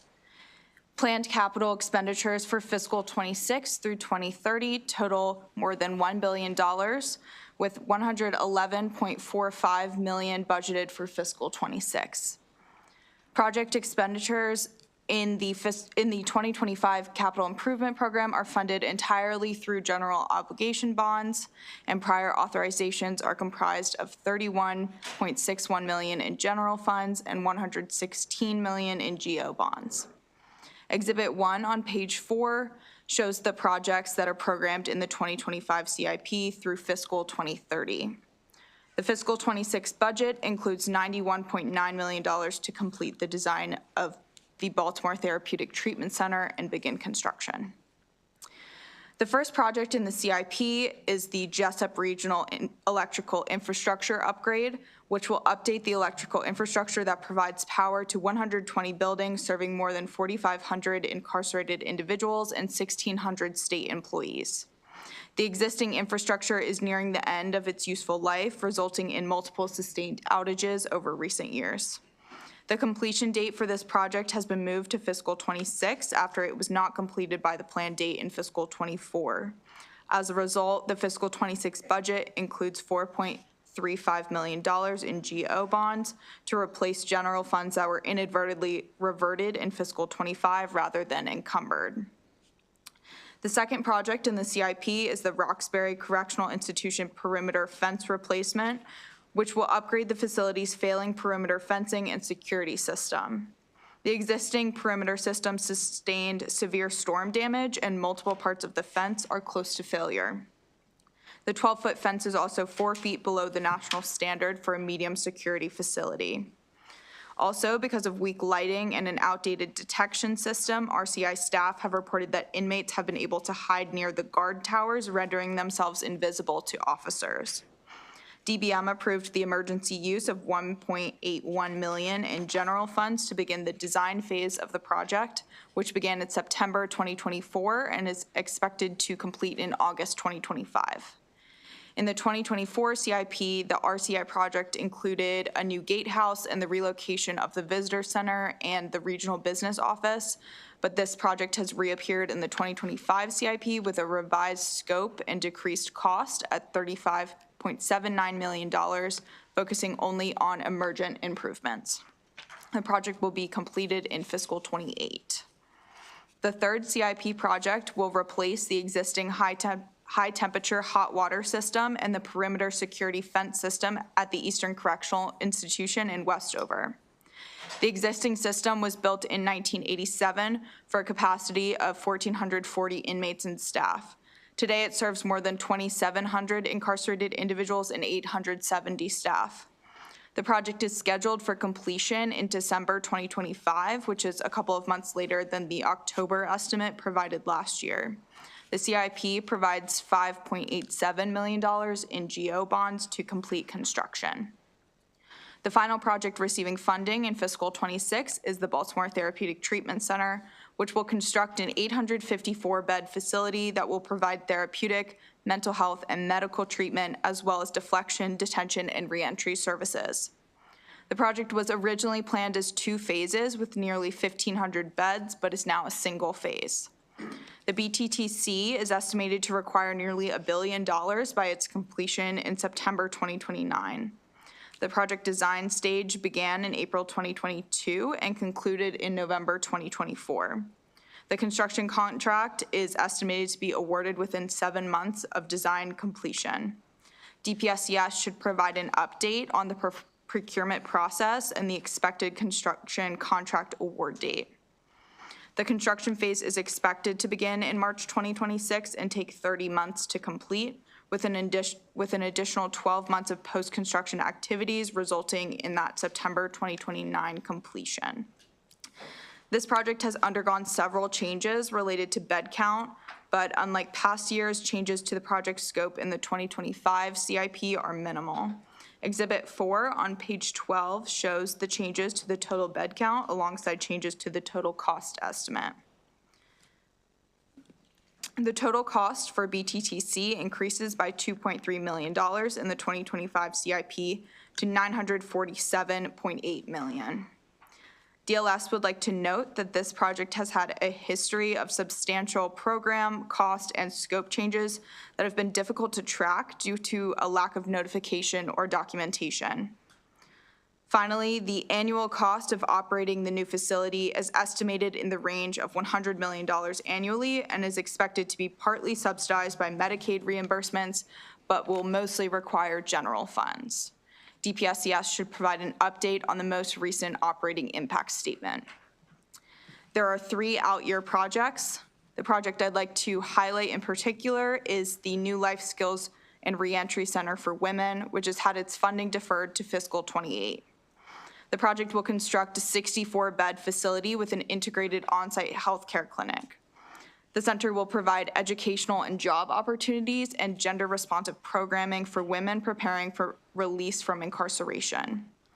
This project is mandated by Chapter 16 of 2021, which required a women's pre-release facility to be operational by November 1st, 2023. The site that was initially selected in December 2022 met the project's ideal scope, 2 to 4 acres with significant room for both indoor and outdoor rehabilitative spaces.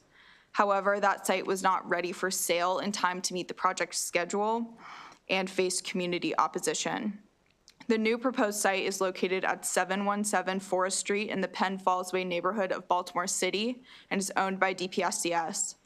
The site is located directly next to the pretrial detention complex on East Madison Street, as well as the BTTC, which is expected to be constructed during the same period.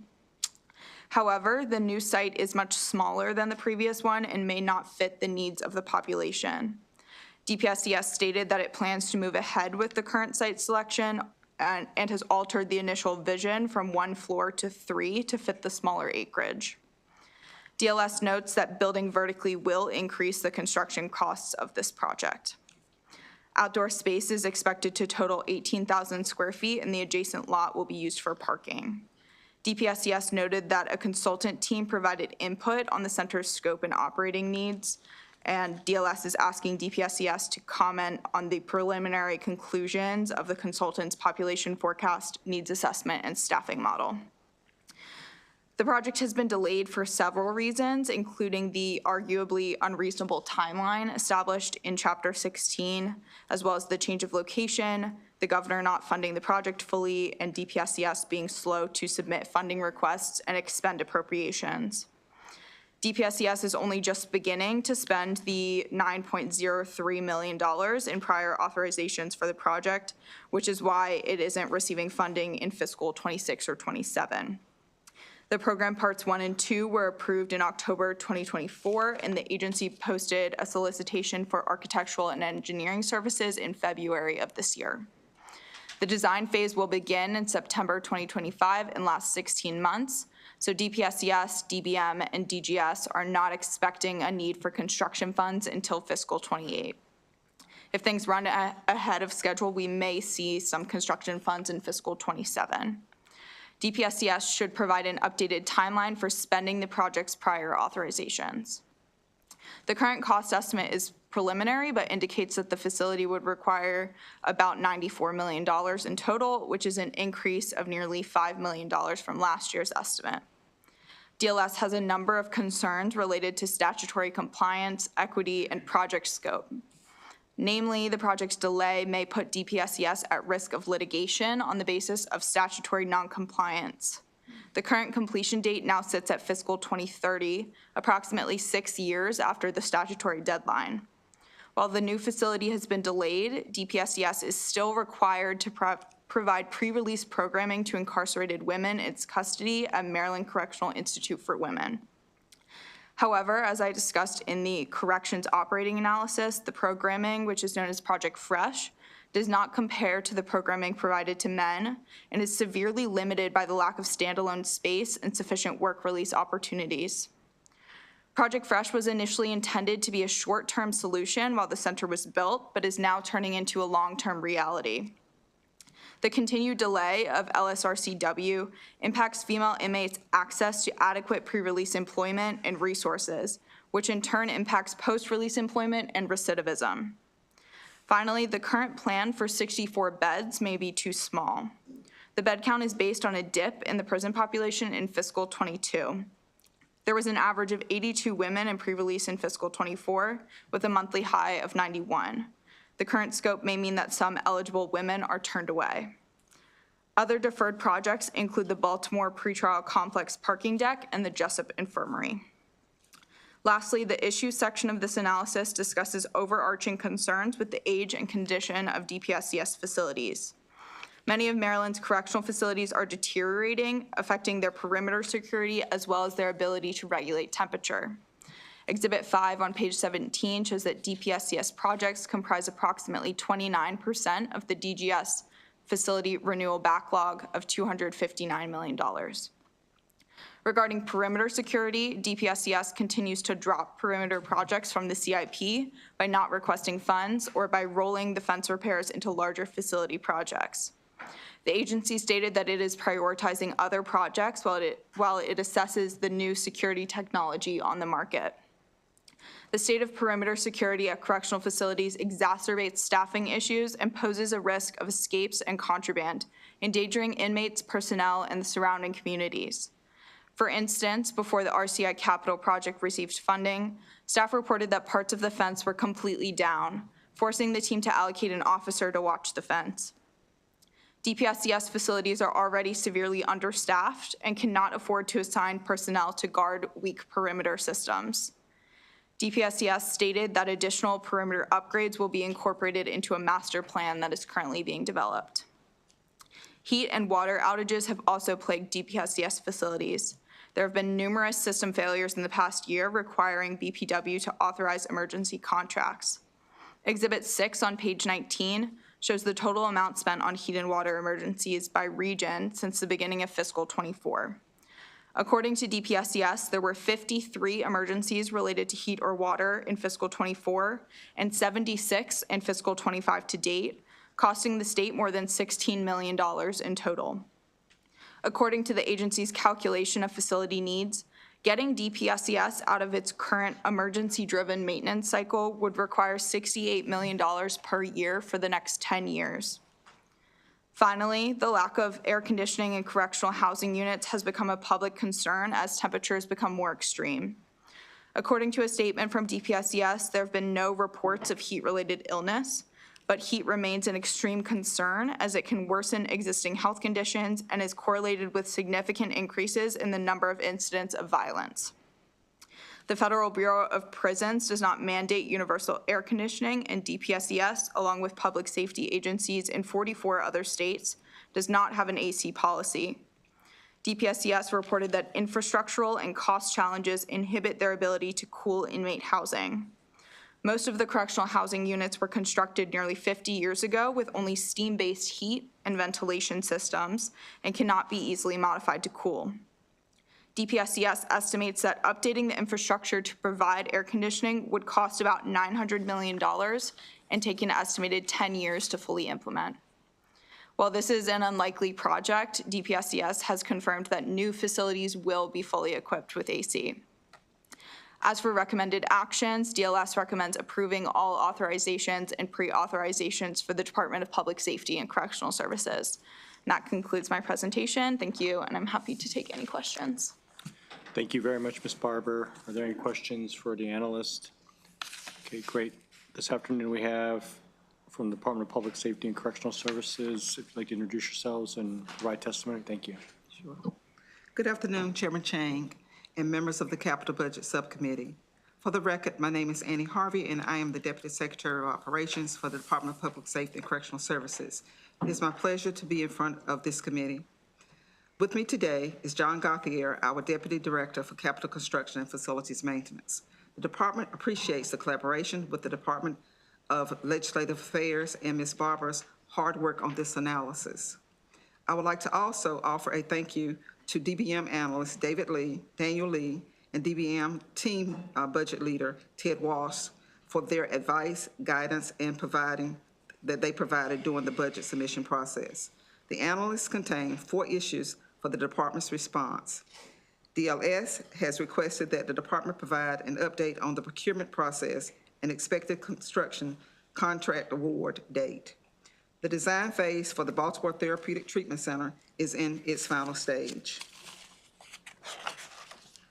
The final review process will be complete by the end of April, and the bid documents will be online by May. The construction contract is expected to be awarded in October of this year.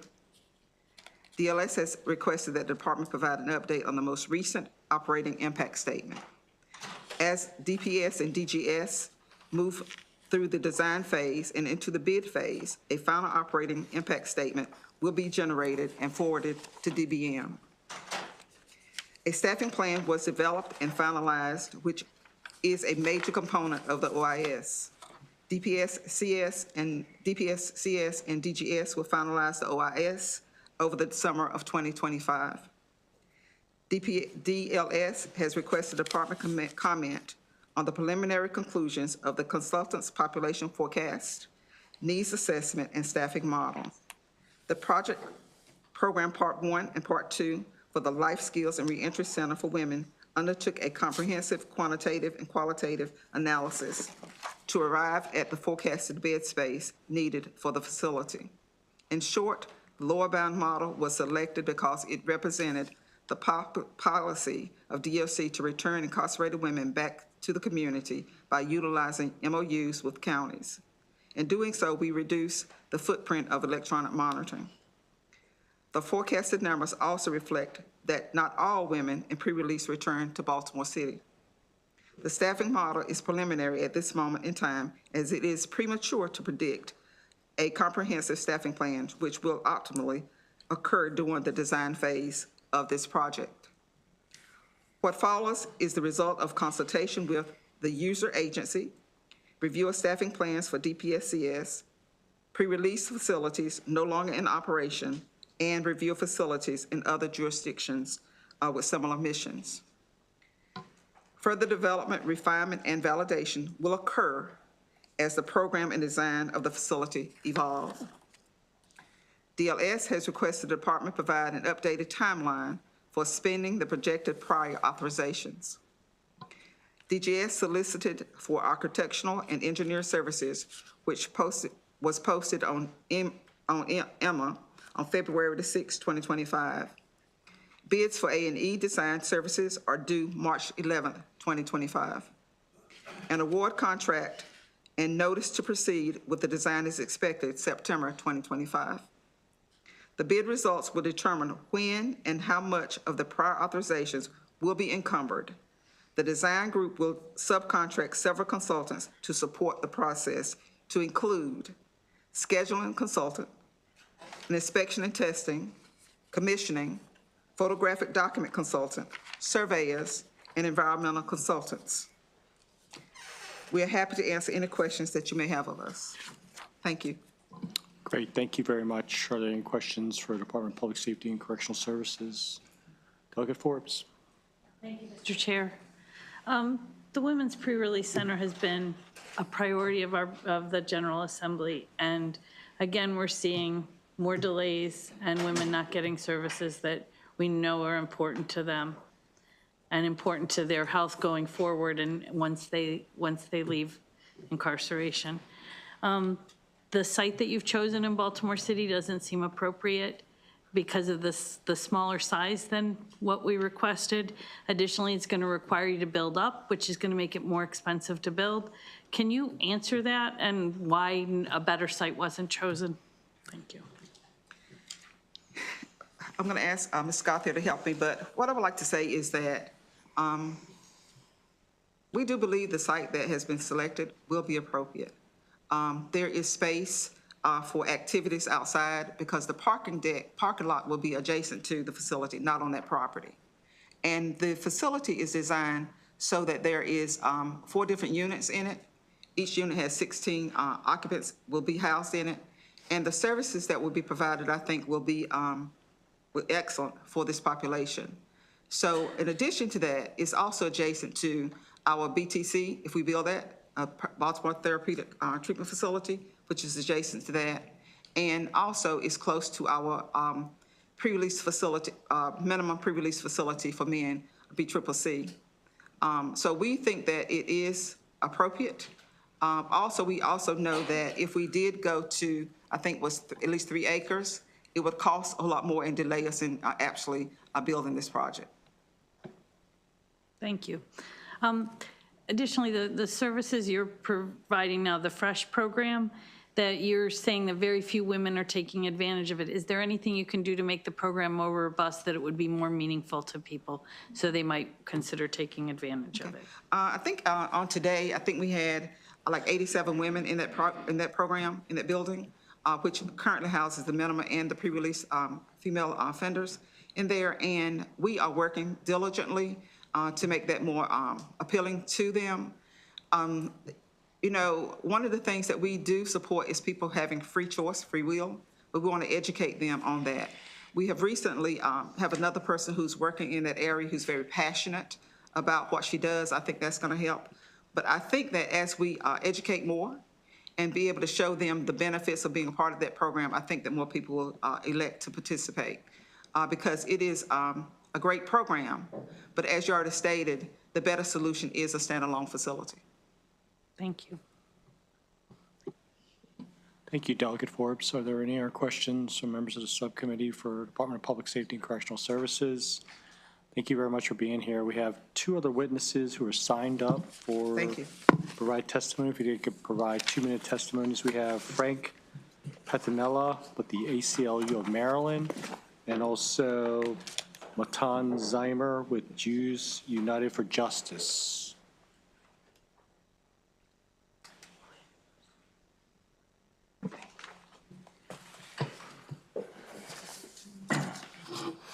Good afternoon, Mr. Chair and members of the subcommittee. My name is Frank Patnell. I'm a policy advocate with the ACLU of Maryland. We're working with the Women's Pre-Release Equity Coalition and are aligned with their asks this year, which is to require the Department of Corrections to adhere to the Women's Pre-Release Law that was passed in 2020 and ensure that they begin constructing the Pre-Release Center for Women this fiscal year. And we are asking that this committee withhold any capital funding that the department has requested for non-legally mandated projects until the pre-release center is built. Advocates and government officials started working on this many years ago, And a lot of planning and thought went into the Gender Responsive Pre-Release Act, which passed in 2020. According to the law, the center should have already been built and opened in 2023, but there have been significant delays, and now we're in a crisis. Men in pre-release have 9 facilities in the state. Women have 0. Not only is this in violation of the mandates in law, this may also be a violation of the Equal Protection Clause under the 14th Amendment of the Constitution. I spent a lot of time with pre-release advocates, particularly Monica Cooper and Beth Tomasello. I'm shocked that these delays have been tolerated while women who served their time continue to be denied adequate services, gender-responsive programming, nor do they have a facility of their own to successfully prepare for re-entry into the world. I encourage you to meet with the Women's Pre-Release Coalition as soon as possible to understand clearly the details of what's needed to be done, and then take the necessary steps to hold the department accountable to comply with the law. We understand the state's fiscal constraints and the committee's challenge in finding cuts and making decisions on how to generate more revenue. But we also see that the proposed capital budget for fiscal 26 includes $3 billion for many projects.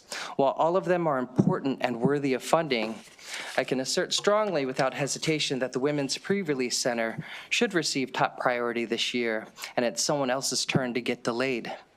They've waited long enough, and we should make sure that women who are re-entering the world are given the best chance at being back with their families, taking care of their children, securing employment and stable housing so that they can be fully independent and successful. Thank you very much. Good afternoon, Chair and members of the subcommittee. My name is Matan Zemmer. I am the Maryland Policy Director at Jews United for Justice, but honored to be here today on behalf of the Women's Pre-Release Coalition, which is led by directly impacted and formerly incarcerated women who unfortunately could not be here today. I'm going to try not to repeat what Frank has mentioned, also point you to the coalition's written testimony that's been submitted, as well as the analysis provided by the Maryland Center on Economic Policy, which you should also have. Thank you to the analysts for all of your due diligence and highlighting some of the key issues that we've been concerned about. There are just a couple things that I want to highlight. In addition to the extensive delays that we've seen and how frustrating that is and the impacts that that's having on incarcerated women year after year, I wanted to highlight, the fact that we're looking at potentially a delay until 2030 is just astounding to us and the entire coalition. And as you've heard, the current services being provided are wildly insufficient. Yes, while there are an estimated 87 women who are in pre-release status, few to none of them are actually participating in Project Fresh. And so I think that it's worth a hard look at what's going on there, for sure. So I appreciate the questions related to that. Part of the concerns that are sort of wrapped up in all of this is one of the many important components of an effective pre-release program is the ability for someone to engage in employment outside of a facility. That's one of the huge benefits of a low security facility that allows women to leave and return. Right now, that kind of service doesn't really exist for these women, and there's lots of data to point to that as well, which is in our written testimony. I also just want to highlight, there's concerns that are being raised in committees across the General Assembly, which we appreciate. In a hearing in JPR, the delays and also the lack of accordance to the law that was already passed were raised, and especially the fact that this delay opens the state to potential liability for violations of the Equal Protection Clause, the 14th Amendment, and the Maryland Equal Rights Amendment. Quickly here, I know I'm limited on time, but I think that there's also legislation that I want to highlight that's coming before the General Assembly this year, being championed by Senator Mary Washington and Delegate Charlotte Crutchfield, that is trying to get at some of the reasons for delays and sort of strengthen up the law that was already passed. So I would just want to raise that to your attention.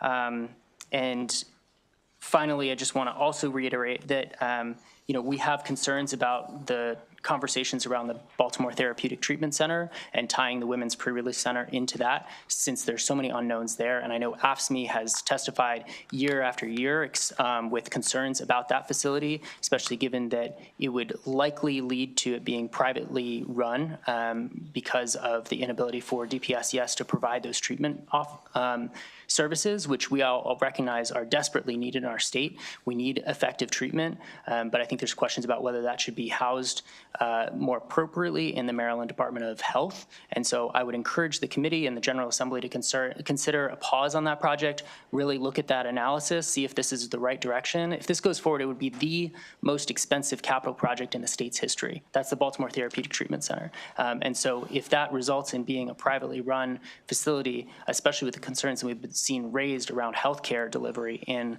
DPSES, we would join AFSCME and others in concerns related to that. So I know I've gone over my time. I appreciate the consideration here for any questions at all. Great. Thank you very much to both of you. Are there any questions from members of the subcommittee? Okay, thank you very much. That concludes the hearing for the Department of Public Safety and Correctional Services.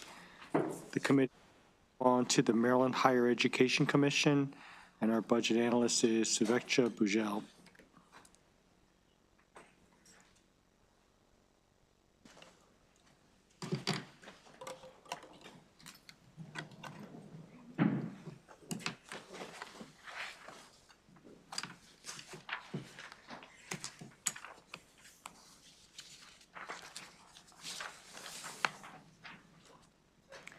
Thank you, Mr. Chair.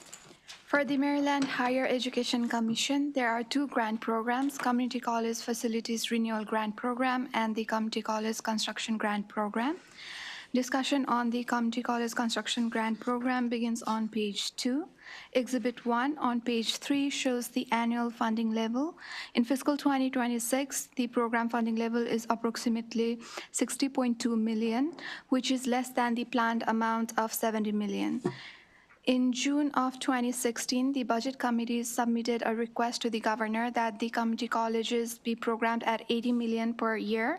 Although typically $80 million is the planned program amount for future fiscal year, actual annual funding amounts vary depending on the actual cash flow needs and project schedules of each individual project. DLS is asking the agency to comment on the factors that have prevented the program from being funded at the full $80 million annual planned funding level in recent fiscal years. Exhibit 2 on page 4 shows the 10-year funding history of the program by community college. Prince George's Community College has received the most funding in the past 10 years, totaling $188.9 million. Montgomery College and Howard Community College have also received over $100 million in funding. Fiscal 26 proposed projects are summarized on pages 5 through 9. In total, there are 14 projects in 10 community colleges in fiscal 2026. 10 projects received funding in prior fiscal years, while 4 projects are new and are receiving the funds for the first time. The total fiscal 26 cost of these projects is $65.4 million.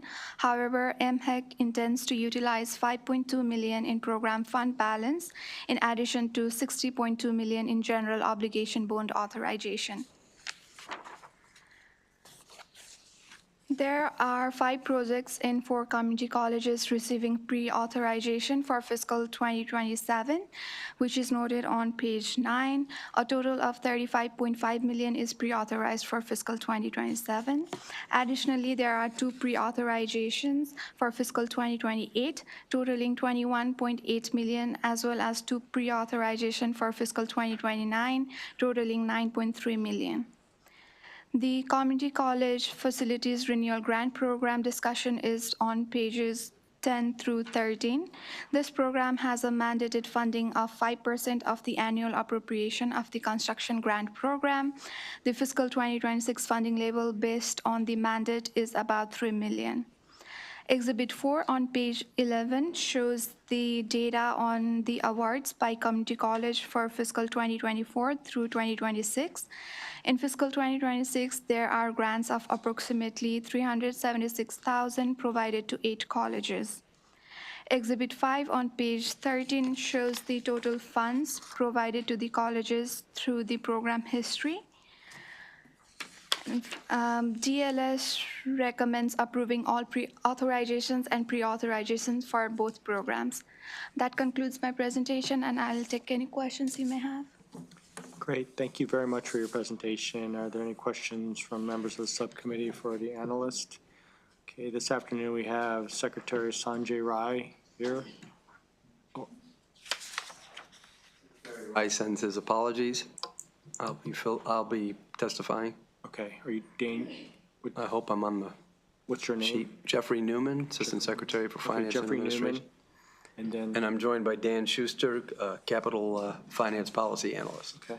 And if Brad Phillips is here, he can join us up here if he wants. And also Felicia Williams and Dr. Daria Willis. Thank you, Mr. Chair, members of the subcommittee. My name is Jeff Newman, Assistant Secretary for Finance and Administration at MHEC. We want to thank you for your annual support of both the Community College Construction Grant and Facilities Renewal Grant programs. Thank the budget analyst for her analysis of both programs for the upcoming fiscal 2026.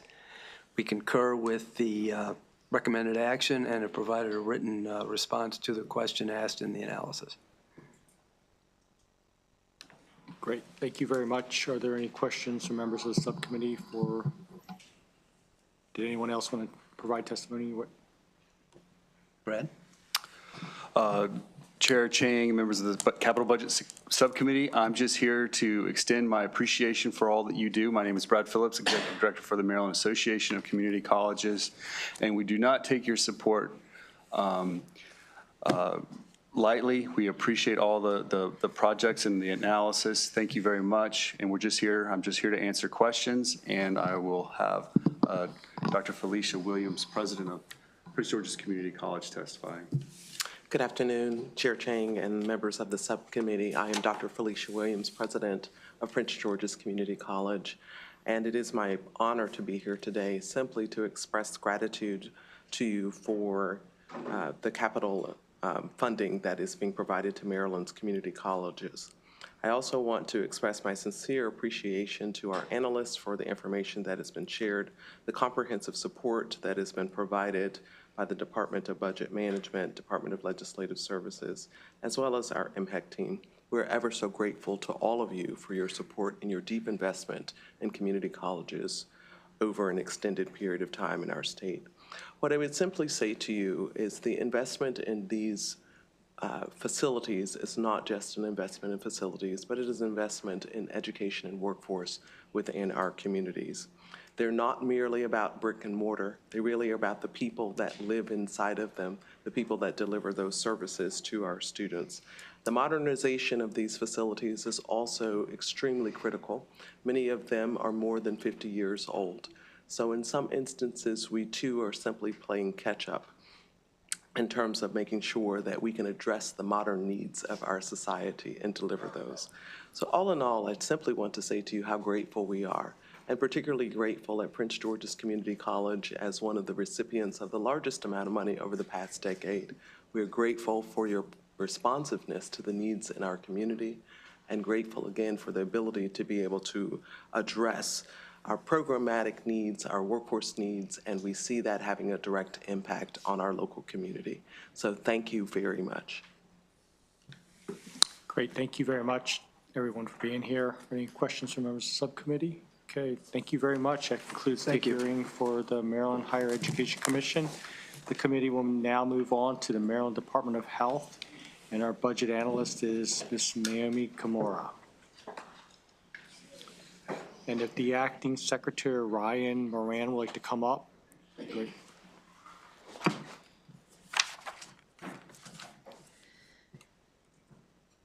Thank you, Mr. Chair.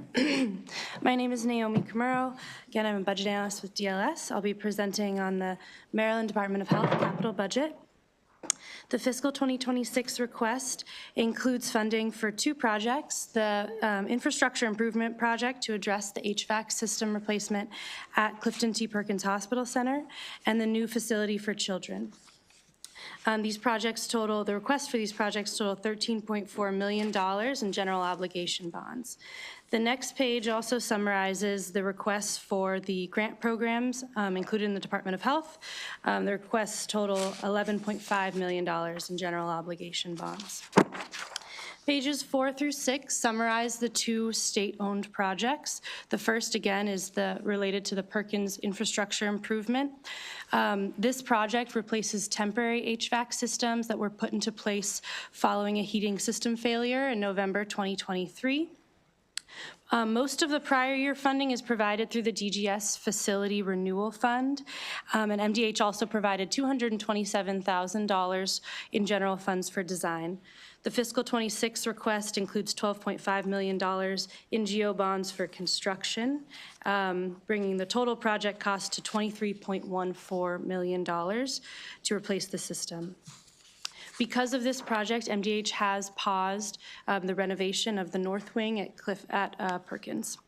The second project included in the fiscal 26 allowance is the Facility for Children, which increases bed capacity at the Rica Baltimore facility to serve children in the Facility for Children program who have been court-ordered to seek treatment at an MDH facility. The fiscal 26 capital budget includes $942,000 in GO bonds for design. Page 7 begins discussion of the grant programs in MDH. The first is the Community Health Facilities Grant Program. Community health facilities provide services for individuals with behavioral health or developmental disabilities needs. And the fiscal 26 budget includes $8 million of GO bonds for 6 grants for community health centers, or community health facilities rather, and those are listed on pages 8 and 9. The second grant program under this budget is the Federally Qualified Health Centers Grant Program. So federally qualified health centers are designated by the Federal Department of Health and Human Services and operate in medically underserved areas. They also receive operating grants from the federal government. And given the uncertainty of future federal funding, DLS has asked MDH to comment on plans to alter or pause FQHC capital projects should current revenue streams be interrupted at the federal level. Exhibit 2 on page 10 shows the federally qualified health centers by region in the state. Exhibit 3 on page 11 shows the FQHCs that are receiving grants in the fiscal 26 allowance, again totaling $3.5 million. Pages 12 and 13 discuss in more detail the HVAC replacement project at Perkins. So again, on November 30th, 2023, Perkins experienced HVAC failure. And MDH immediately responded to the emergency by securing a vendor on December 1st of 2023. In January of 2024, the Board of Public Works authorized emergency procurement to temporarily replace the system. And throughout calendar 2024, BPW also authorized multiple modifications to the contract. These have been paid for with operating funds, and so are not represented in the capital budget. The replacement system for a permanent system is included in this budget. BPW authorized an expedited procurement. We have asked MDH to explain why it did not pursue an expedited procurement earlier in calendar 2024. We've also asked MDH and DGS to comment on existing protocols that are in place to ensure that critical components of their facilities do not reach emergency status and to identify gaps that exist in the procedures. We've also asked both agencies to comment on why this project was not a part of the DGS facility renewal list, given that the issue had been known for some time. Finally, DLS recommends approving all authorizations, pre-authorizations, and amendments to prior authorizations for the Maryland Department of Health. Great. Thank you very much, Ms. Kimura, for the presentation. Are there any questions from members of the subcommittee? Okay, we have from the Maryland Department of Health, the Acting Secretary, Ryan Moran. Okay, great. And then if the other 2 gentlemen would like to introduce themselves, that'd be great. Thank you. Good afternoon, everyone. Mr. Chair, members of the Capital Budget Subcommittee, the Maryland Department of Health thanks the Governor, the Department of Budget and Management, and the Department of General Services, as well as the budget committees, including this subcommittee for your support. We also thank the Department of Legislative Services for its insightful budget analysis and for the recommendation to concur with the governor's allowance. Thank you, Ms. Naomi Kamuro, for your support and assistance. For the record, my name is Clint Hackett, and I'm the Deputy Secretary for Operations for the Maryland Department of Health. I'm joined here with Acting Secretary Moran, as well as the Director of our department's Office of Facilities Management and Development. This afternoon, we are going to address the 4 items that DLS has asked us to respond to. The first item we will respond to is specific to plans to alter or pause federally qualified health center revenue streams should they be interrupted at the federal level.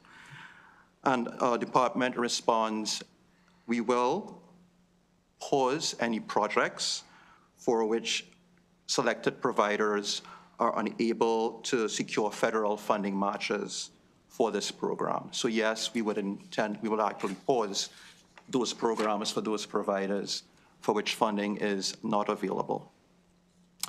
The second item that we will respond to is specific to why our department did not pursue an expedited procurement for the Clifton T. Perkins Hospital Center earlier in the calendar year. How we will respond to that is by indicating the initial heating failure occurred in November of 2023.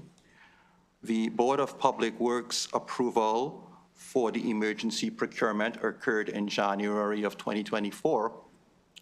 And the department worked quite closely and collaboratively with the Department of General Services between January of 2024 and October of 2024 to pull together all of the materials required for an expedited procurement, specifically retaining architectural and engineering design services, assessing the building systems, developing a scope of work, cost projections and project schedule, developing and approving the program of requirements by the Department of Budget and Management, coordinating with the Department of General Services Office of State Procurement and the Office of the Attorney General, as there was some discussion around whether we would pursue a sole source or an expedited procurement.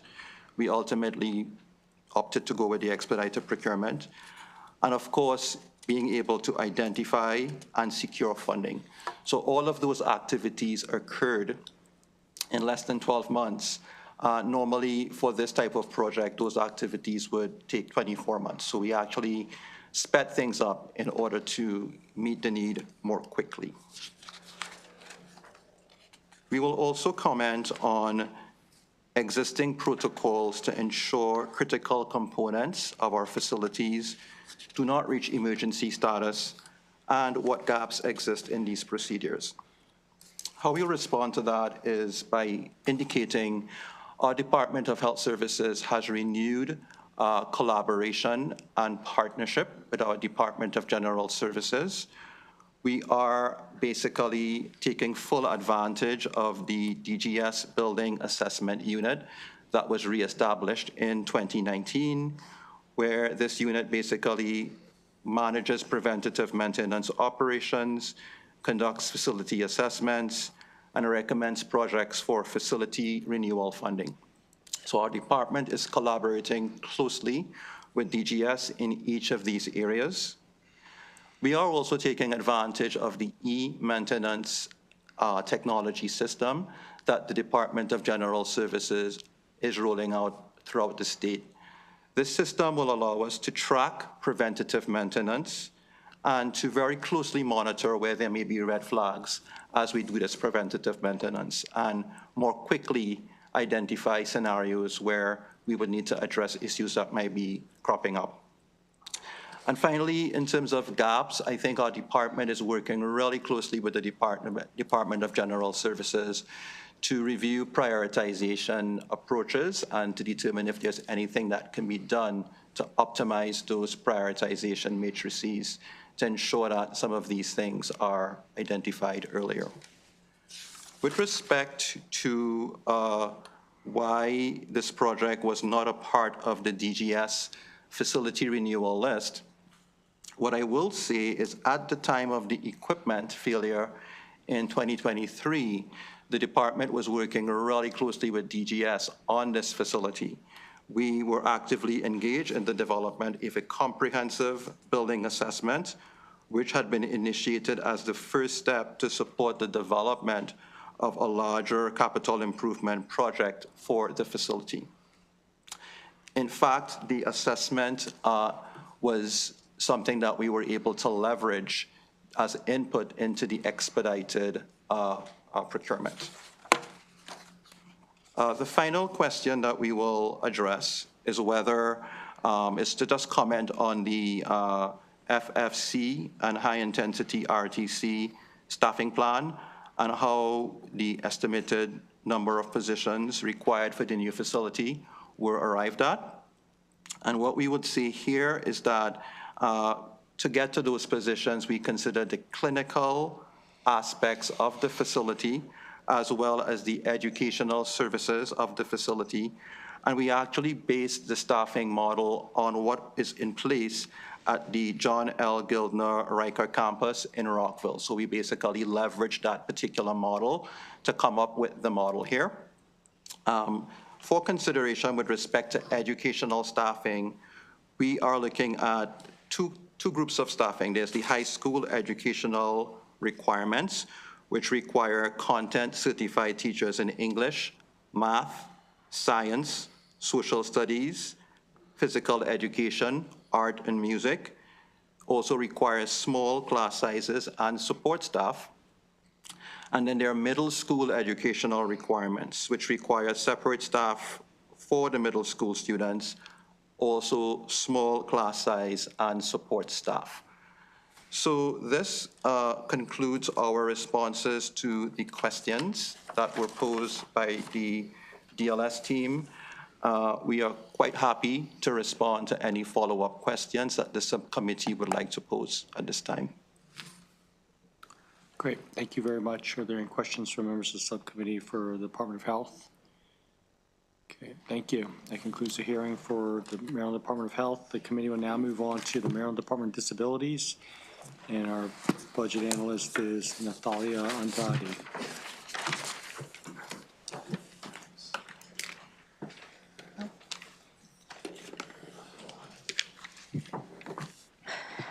Thank you, Mr. Chair. Good afternoon. I am Natalia Andrade, here with the Department of Legislative Services to present the fiscal 26 capital allowance for the Maryland Department of Disabilities.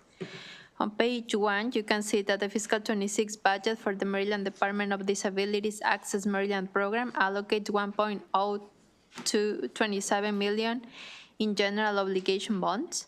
The funding will support 7 projects, 2 for design only, 4 for construction only, and 1 involving both design and construction.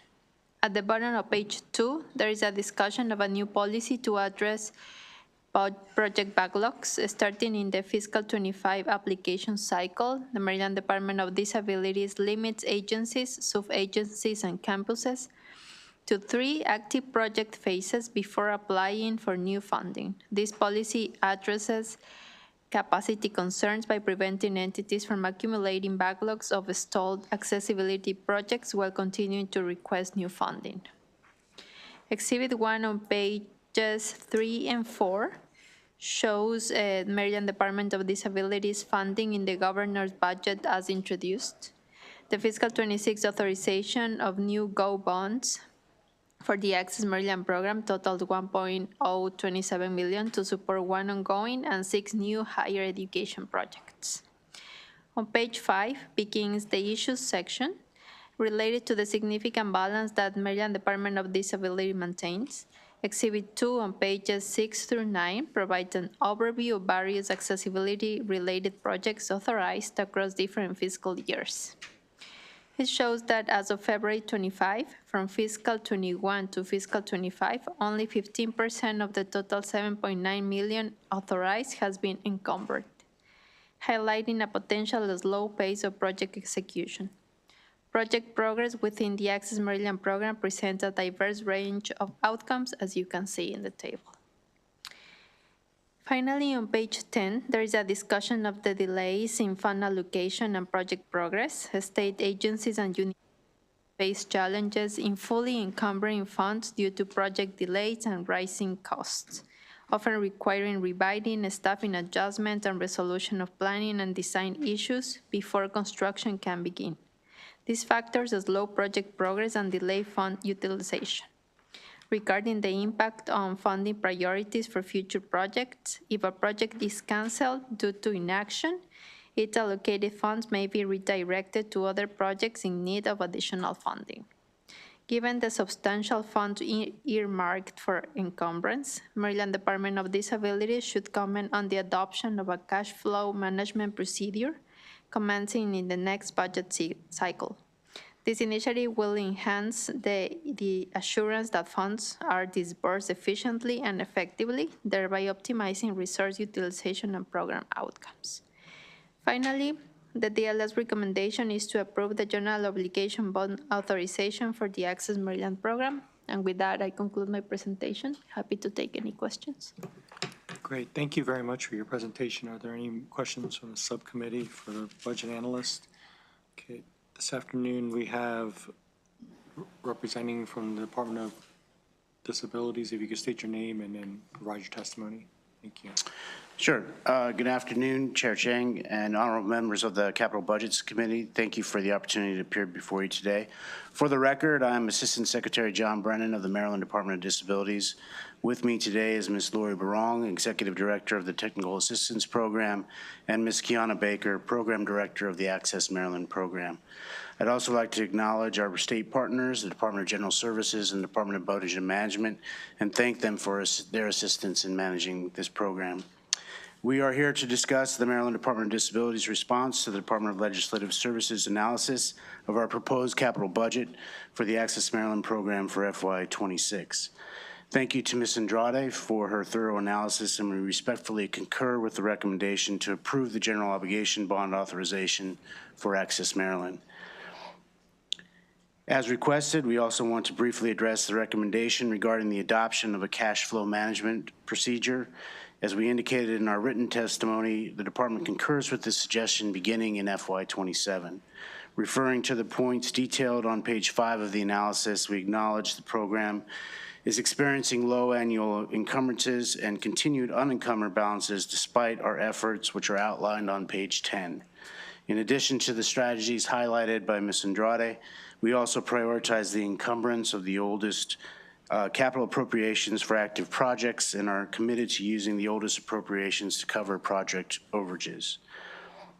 The department agrees that a one-year lead-in period is necessary to review similarly run capital programs within the state in order to incorporate this model into our process and to do so in a manner that is minimally disruptive to previously awarded projects. We also welcome the Department of Legislative Services assistance and guidance on this initiative, given their experience and insight working with other programs that utilize the cash flow management procedure.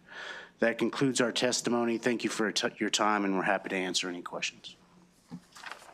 Great. Thank you very much, Mr. Brennan, Ms. Baker, and Ms. Barong for being here. Any questions from members of the subcommittee for Department of Disabilities?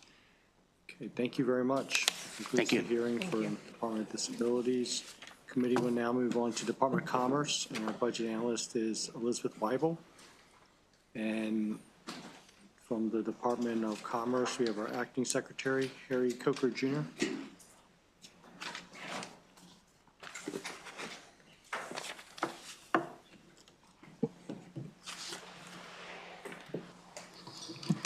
All right, thank you, Mr. Chair. This is the analysis for the Maryland Arts Capital Grant Program within the Department of Commerce. This program awards grants to arts and culture organizations for them to carry out capital projects, and it receives $3 million in general obligation bonds in the fiscal 26 capital budget.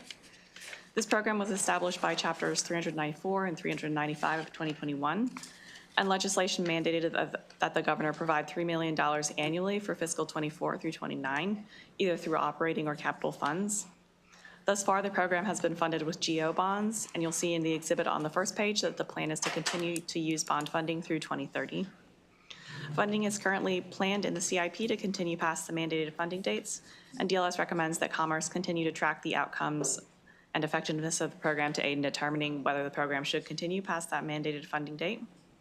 The program first received funding in fiscal 24, and Commerce has awarded 2 rounds of funding totaling $6 million to 27 organizations.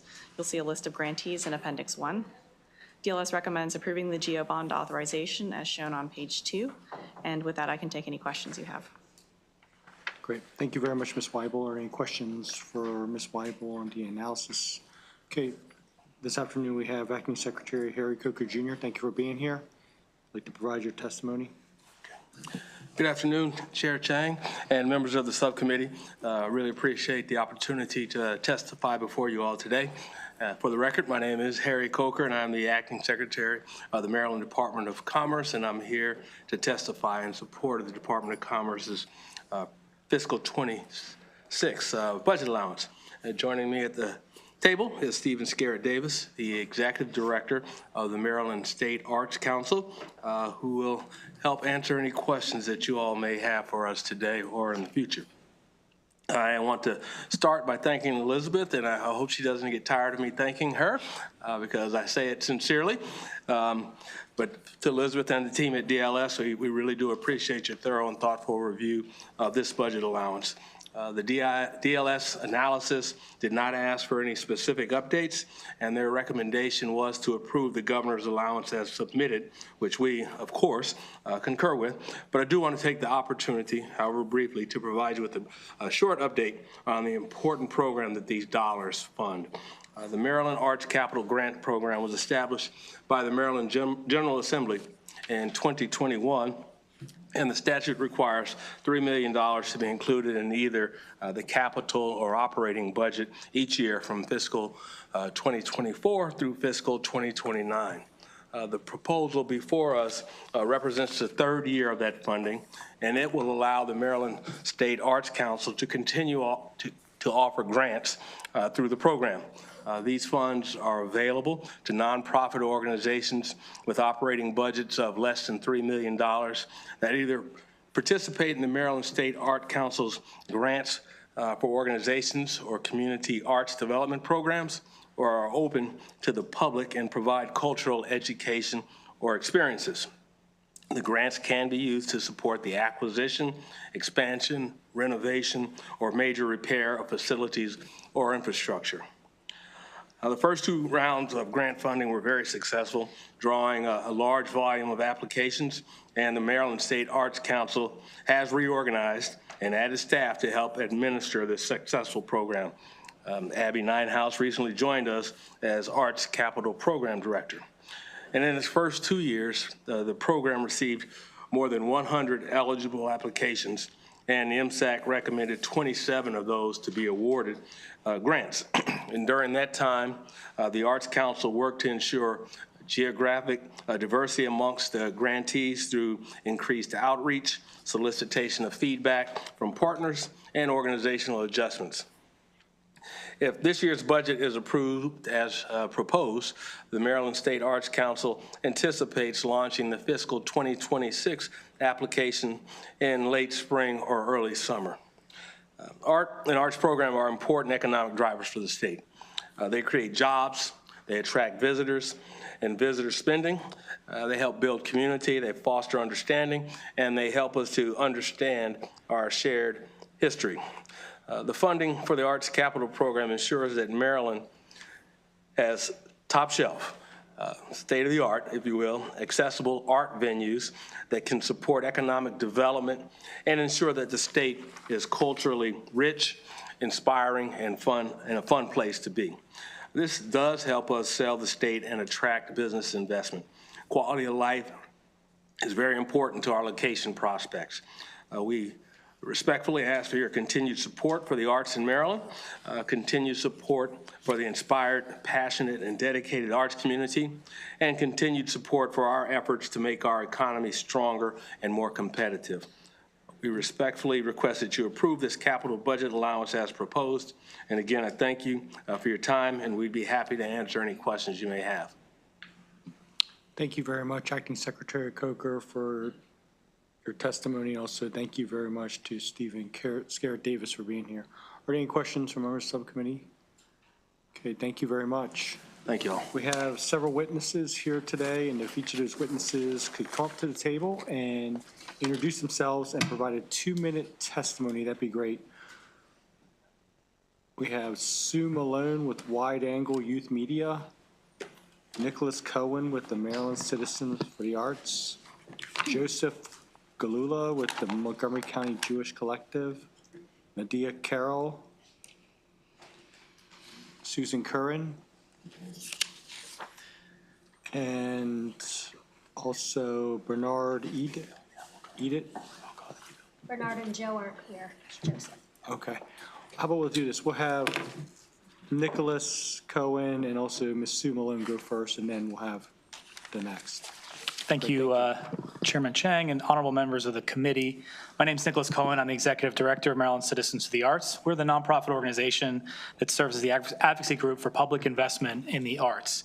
Through our advocacy, we represent the interests of over 300 arts organizations, 24 county arts councils, 29 arts and entertainment districts, and thousands of independent artists across Maryland. I'm here today to express my support for the continued investment in the Arts and Culture Capital Grant Program. Over the past 2 years, this program has provided transformative opportunities for many of our beloved small arts businesses across the state. 27 arts organizations representing all of the state's regions, from Garrett County to Baltimore City to the Eastern Shore, have benefited from this program, which is expertly administered by the dedicated staff of the Maryland State Arts Council. When this program was first introduced, it aimed to open up essential capital investment to smaller arts organizations urgently needing assistance and improvement. 2 years later, not only can we proudly say mission successful, but we can also recognize that this initiative has become mission critical to our vibrant arts sector, fostering creativity and community engagement like never before. And this must be continued to meet the ever-present demand for capital improvement across our state. This is why I respectfully ask the committee to fully fund the governor's proposed appropriation of $3 million to support the Arts and Culture Capital Grant Program with the Maryland State Arts Council. MCA is deeply, deeply grateful to Governor Moore, his administration, this committee, and the General Assembly for their continued support of the arts.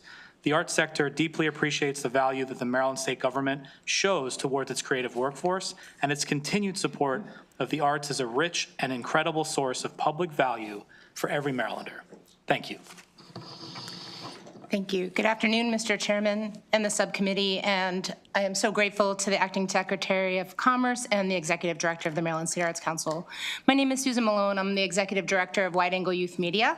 Each year, Wide Angle provides free photo, video, animation, and design workshops for over 500 Baltimore area young people. These students and young professionals develop important skills like collaboration and public speaking. They strengthen their literacy and practice critical thinking. These are vital skills for education and their careers. Last year, we were grateful to receive a $300,000 capital grant from the State Arts Council for our build-out of our new state-of-the-art education and workforce training facility. Maryland State Arts Council's investment in our studios in Baltimore City fueled completion of our capital construction. It supported high-tech classrooms and a production studio where young people are equipped with critical skills to navigate academic, professional, and personal success. In the next 5 years, we will have over 2,500 young people served in our space. For years, Wide Angle has been fortunate to receive generous support from the State Arts Council. We are one of more than 2,000 arts and cultural organizations in Maryland.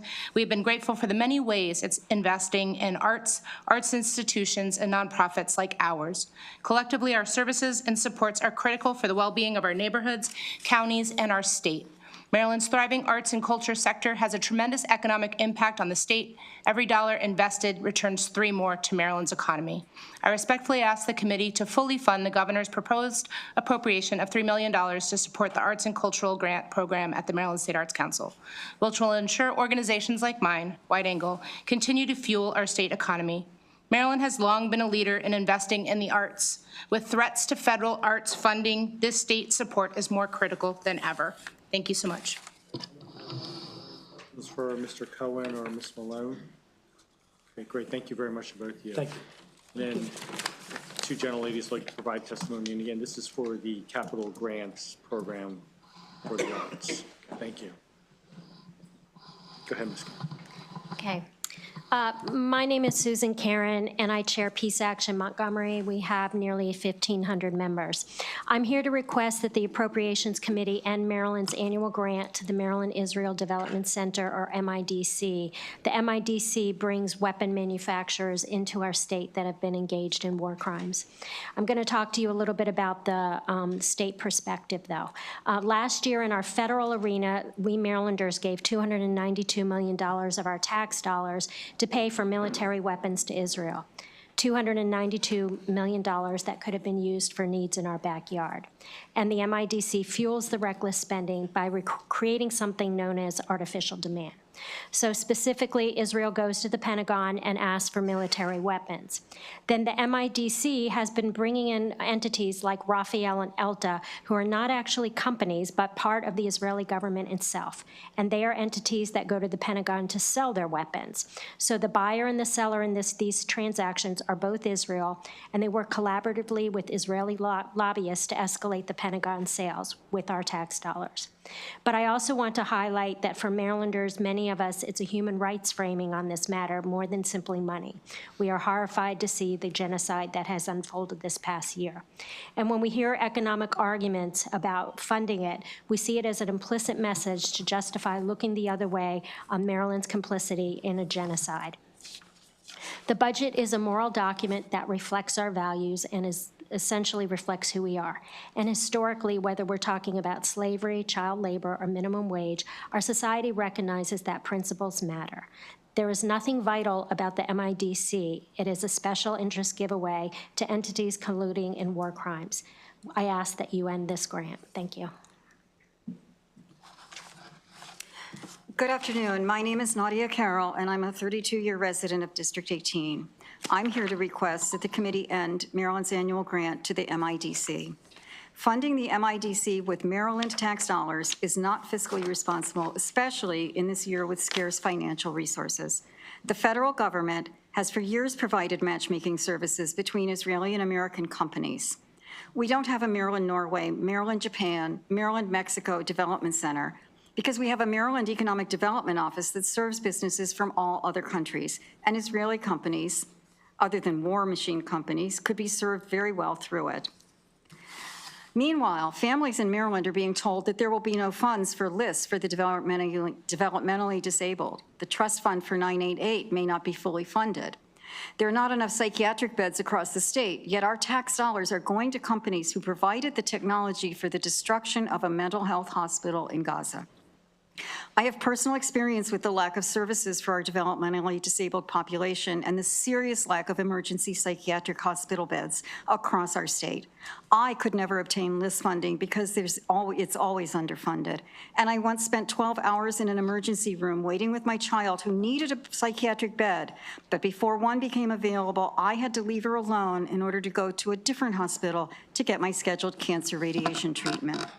Every one of my District 18 team has emphasized that the budget is a moral document.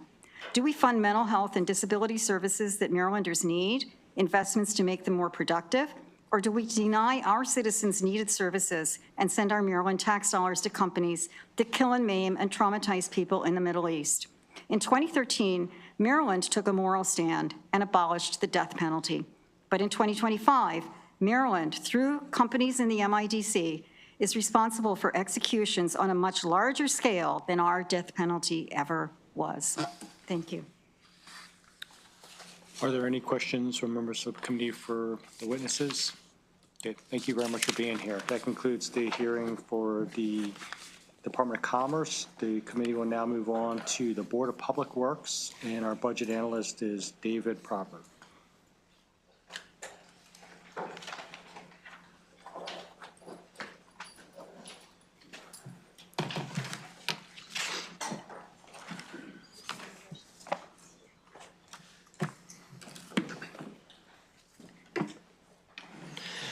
Thank you, Mr. Chair. The cover page chart depicts funding for state-owned projects, and every one is funded by GO bonds except for the Baltimore State Center demolition, which uses general funds.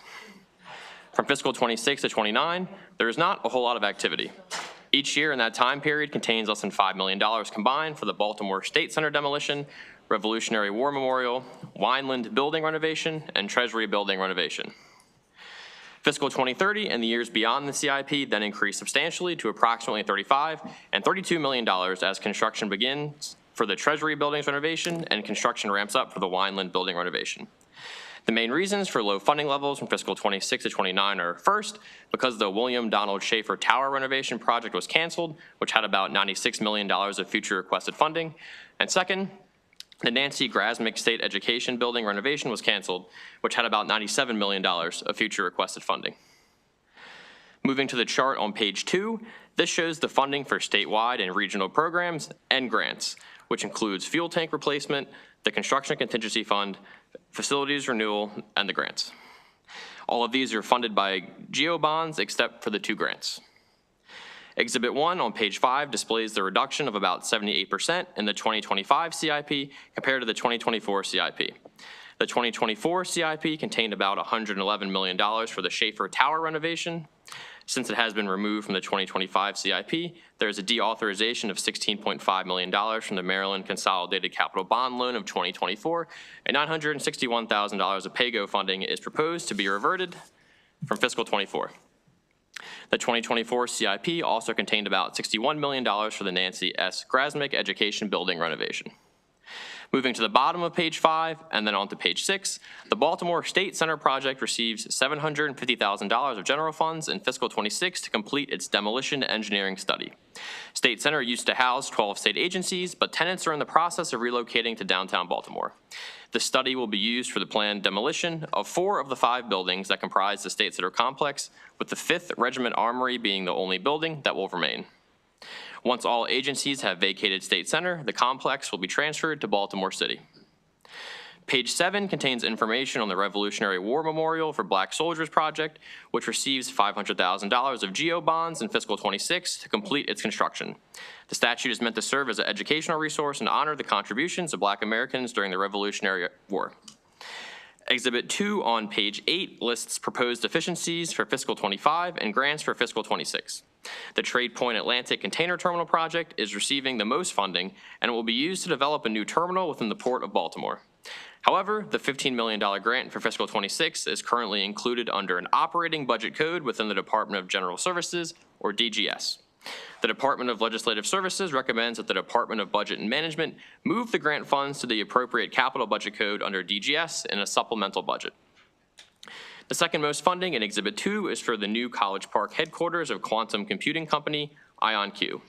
Just like TradePoint, IonQ's grant is incorrectly placed under an operating budget code in DGS, and DLS recommends that the Department of Budget and Management move the grant funds to the appropriate capital budget code in a supplemental budget.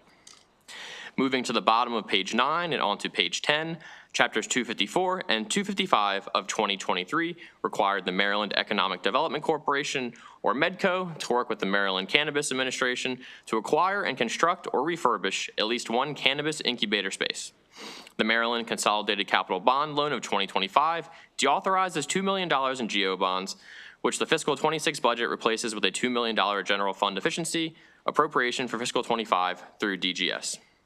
The fiscal 26 allowance also includes $5 million in general funds through DGS to renovate the Catonsville Armory building in Baltimore County as a cannabis incubator.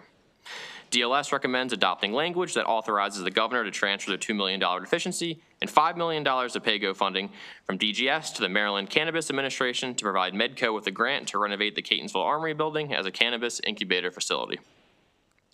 Exhibit 3 on page 11 visualizes the funding for the facility renewal program operated by DGS in the 2024 and 2025 CIPs.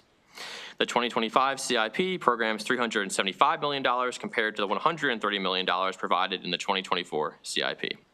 As of January 2025, the estimated backlog of projects among facilities operated by DGS is about $260 million, which is a 10% increase compared to January 2024. The total backlog for all state facilities was estimated to be $785 million in December 2022 by the Building Assessment Unit within DGS. Exhibit 4 on page 12 shows the dollar amounts for DGS facility renewal projects, which are classified into 5 different categories, with high risk of failure or litigation being the most urgent and system improvement or redesign being the least urgent. Total DGS facility renewal costs increased by 10.7% in January 2025 compared to January 2024. No funding was allocated to the Facility Renewal Fund in fiscal 24 or 25 due to a balance of $54.9 million in fiscal 23 that had yet to be encumbered. DGS reported in February 2025 that $50.1 million was encumbered in fiscal 24. DGS has encumbered $15.5 million in fiscal 25 and is planning to encumber $25 to $30 million more once $30 million from the dedicated purpose account is transferred to the agency, which is estimated to occur in March of 2025. DGS recently implemented new job order contracting procurement. This is a project delivery method that is useful to get numerous commonly encountered construction projects done quickly through multi-year contracts for a wide variety of renovation, repair, and minor construction projects, which has led DGS to report increased encumbrances. DGS should brief the committee on the steps that it has already taken and those under consideration to improve the management and administration of the facility renewal program. Of particular concern is the lack of an asset management system that likely contributed to the emergency HVAC procurement at the Clifton T. Perkins Hospital. This emergency procurement will require at least $24 million of general funds in the operating budget to procure a temporary system while a new system is under construction. On to page 13, the fuel storage tank replacement program provides funds to remove, replace, or upgrade state-owned fuel storage tanks, which is primarily designed to correct gasoline fuel storage tank deficiencies at state police barracks and other specified fueling facilities throughout the state. The fiscal 26 allowance includes $1.5 million for the removal and replacement of underground fuel storage tanks at the state police barracks in Westminster, Bel Air, and Easton, which is displayed in Exhibit 5 on page 14. As of January 9th, 2025, there is $2.66 million that is yet to be encumbered for the fuel storage tank replacement program. DGS should comment on when this funding will be encumbered and when the $1.5 million in the allowance will be encumbered. The Construction Contingency Fund provides a source of supplementary funds for the construction of state-owned projects when existing funds are insufficient to complete them, and may also be used to conduct value engineering and cover change orders during construction of a previously authorized project. Exhibit 6 on page 15 shows the funding level and source for fiscal years 2020 to 2027. As a hedge against rising construction costs, the state increased the level of funding in both fiscal 23 and 24. The 2024 CIP programmed $2.5 million of GO bonds annually from fiscal years 2025 to 2029. However, the 2025 CIP removes $2.5 million from fiscal 26 because the fund was not utilized by any projects in fiscal 25. The 2025 CIP also only programs $2.5 million of GO bonds in every other fiscal year. Exhibit 7 on page 16 illustrates the fund balance at the end of fiscal 2019 to 2023 and the fund balance for fiscal 24 as of July 17th, 2024. Utilization was not as high as anticipated, and the fund balance is about $7 million, or 86% larger than it was at the end of fiscal 2021. Lastly, DLS recommends approving all GO bond authorizations, pre-authorizations, and amendments to prior authorizations for the Department of General Services, and that concludes my presentation. Great. Thank you very much, Mr. Proppert. Are there any questions for Mr. Proppert? Delegate Metzger. Thank you, Mr. Chair. Going back to page number 8, is there a particular reason why the $25 million is going to go into a supplemental budget with Trade Point and headquarters? So I want to get the gist of that. yeah, so that funding is currently budgeted under an operating budget code, and so we're just recommending to move that into a capital budget code, since it's a capital project. So it's it'll remain in the capital budget. So it's currently budgeted in under DGS's operating budget, so we're just recommending moving it from the operating to the capital. Okay, thank you. Yes. That's all I need to hear. Great. Thank you, Delegate Metzger. Okay. Today, this afternoon, we have the Secretary of the Department of General Services here, Secretary T. Chaudhry, and John Gottram, Executive Secretary. Okay, great. Thank you very much. And if the other two could introduce themselves too, that'd be great. And thank you very much, Mr. Secretary, for being here. Thank you, Mr. Chairman. Appreciate good seeing you again. Esteemed members of the subcommittee, for the record, I am Atif Chaudhry, Secretary of the Maryland Department of General Services. To my right here is Chichinya Ganesh. She is the Deputy Secretary of the agency. And to my left here is Courtney League. He is the Assistant Secretary for the Office of Design, Construction, and Energy. I want to thank you for the opportunity to appear before you today to present the fiscal year 2026 capital budget for the department. We really appreciate the time and commitment to ensuring the efficient and effectiveness of state government operations. I would like to extend our gratitude also to David Pruppert at the Maryland Department of Legislative Services for his thorough analysis of our budget request. I want to begin by thanking Governor Moore, Lieutenant Governor Miller, and DBM for their support for our 2026 capital budget request. DGS serves the backbone of state government through its expertise in real estate, construction, procurement, and the management and security of state facilities. Throughout the past year, DGS has remained steadfast in its mission to support state agency partners and advance their initiatives. Our offices continue to deliver vital services that impact every corner of the state. Over the past year, the DGS Office of Design, Construction, and Energy has overseen more than $2 billion in facility and construction projects that are in various stages of implementation. While there is a limited number of capital projects within the DGS CIP, it's important to note that DGS manages the full life cycle for the capital projects for nearly all other state agencies, with few exceptions. This includes the managing the design, planning, construction, equipping of construction projects, as well as managing all procurements associated with these endeavors. As we all are aware of the current budget deficit, DGS is undertaking a statewide master planning effort. Given the fact that the state has limited resources to invest in the maintenance, renovation, and construction of state facilities, in order to ensure the state is strategically investing in the appropriate facilities, DGS is undertaking a comprehensive analysis of all state-occupied facilities across the state. This includes state-owned as well as leased sites, and we'll be working with state agency partners on their master plans to determine the long-term plans for state facilities. The goal of this effort will be to develop a plan and framework for the investment of state funding in the maintenance, renovations, and construction of facilities that will allow for the most strategic and efficient utilization of resources while ensuring that the state can continue to provide the necessary services to the citizens of Maryland. This plan will identify efficiencies that can be created through various measures, just as an example, consolidation of space or better strategic utilization of space across the state. This effort will also ensure that state funds are being utilized at the appropriate places. To summarize, we want to make sure that we are being strategic in how we are allocating funding in various resources to spend money in the right places at the right time across the state. As we move forward in our capital budget request, in the interest of time, I will just say that all the recommendations from DLS we concur with. And I will jump forward to the two discussion points that were mentioned in the DLS analysis. When it was mentioned that DGS should brief the committees on steps already taken when it comes to the facility renewal program, I have the written testimony here, which I'll summarize very briefly. We've done several things to enhance our facility renewal program, which we are continuing to do and be more innovative associated with that. One thing is enhanced collaboration. The DGS Building Assessment Unit will work in coordination with each agency, partner agency that we partner with, to identify projects that will align with the agency's mission and their operational goals. And if the selected projects do not meet their priorities, then agencies will have the opportunity to substitute another project that better aligns with their immediate needs. And therefore, we give flexibility in order to select the right projects for agencies.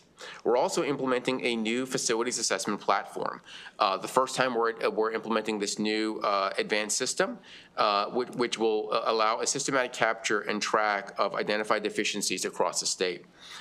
It'll allow agencies to have more direct access to the data and ensuring transparency and efficiency in project planning.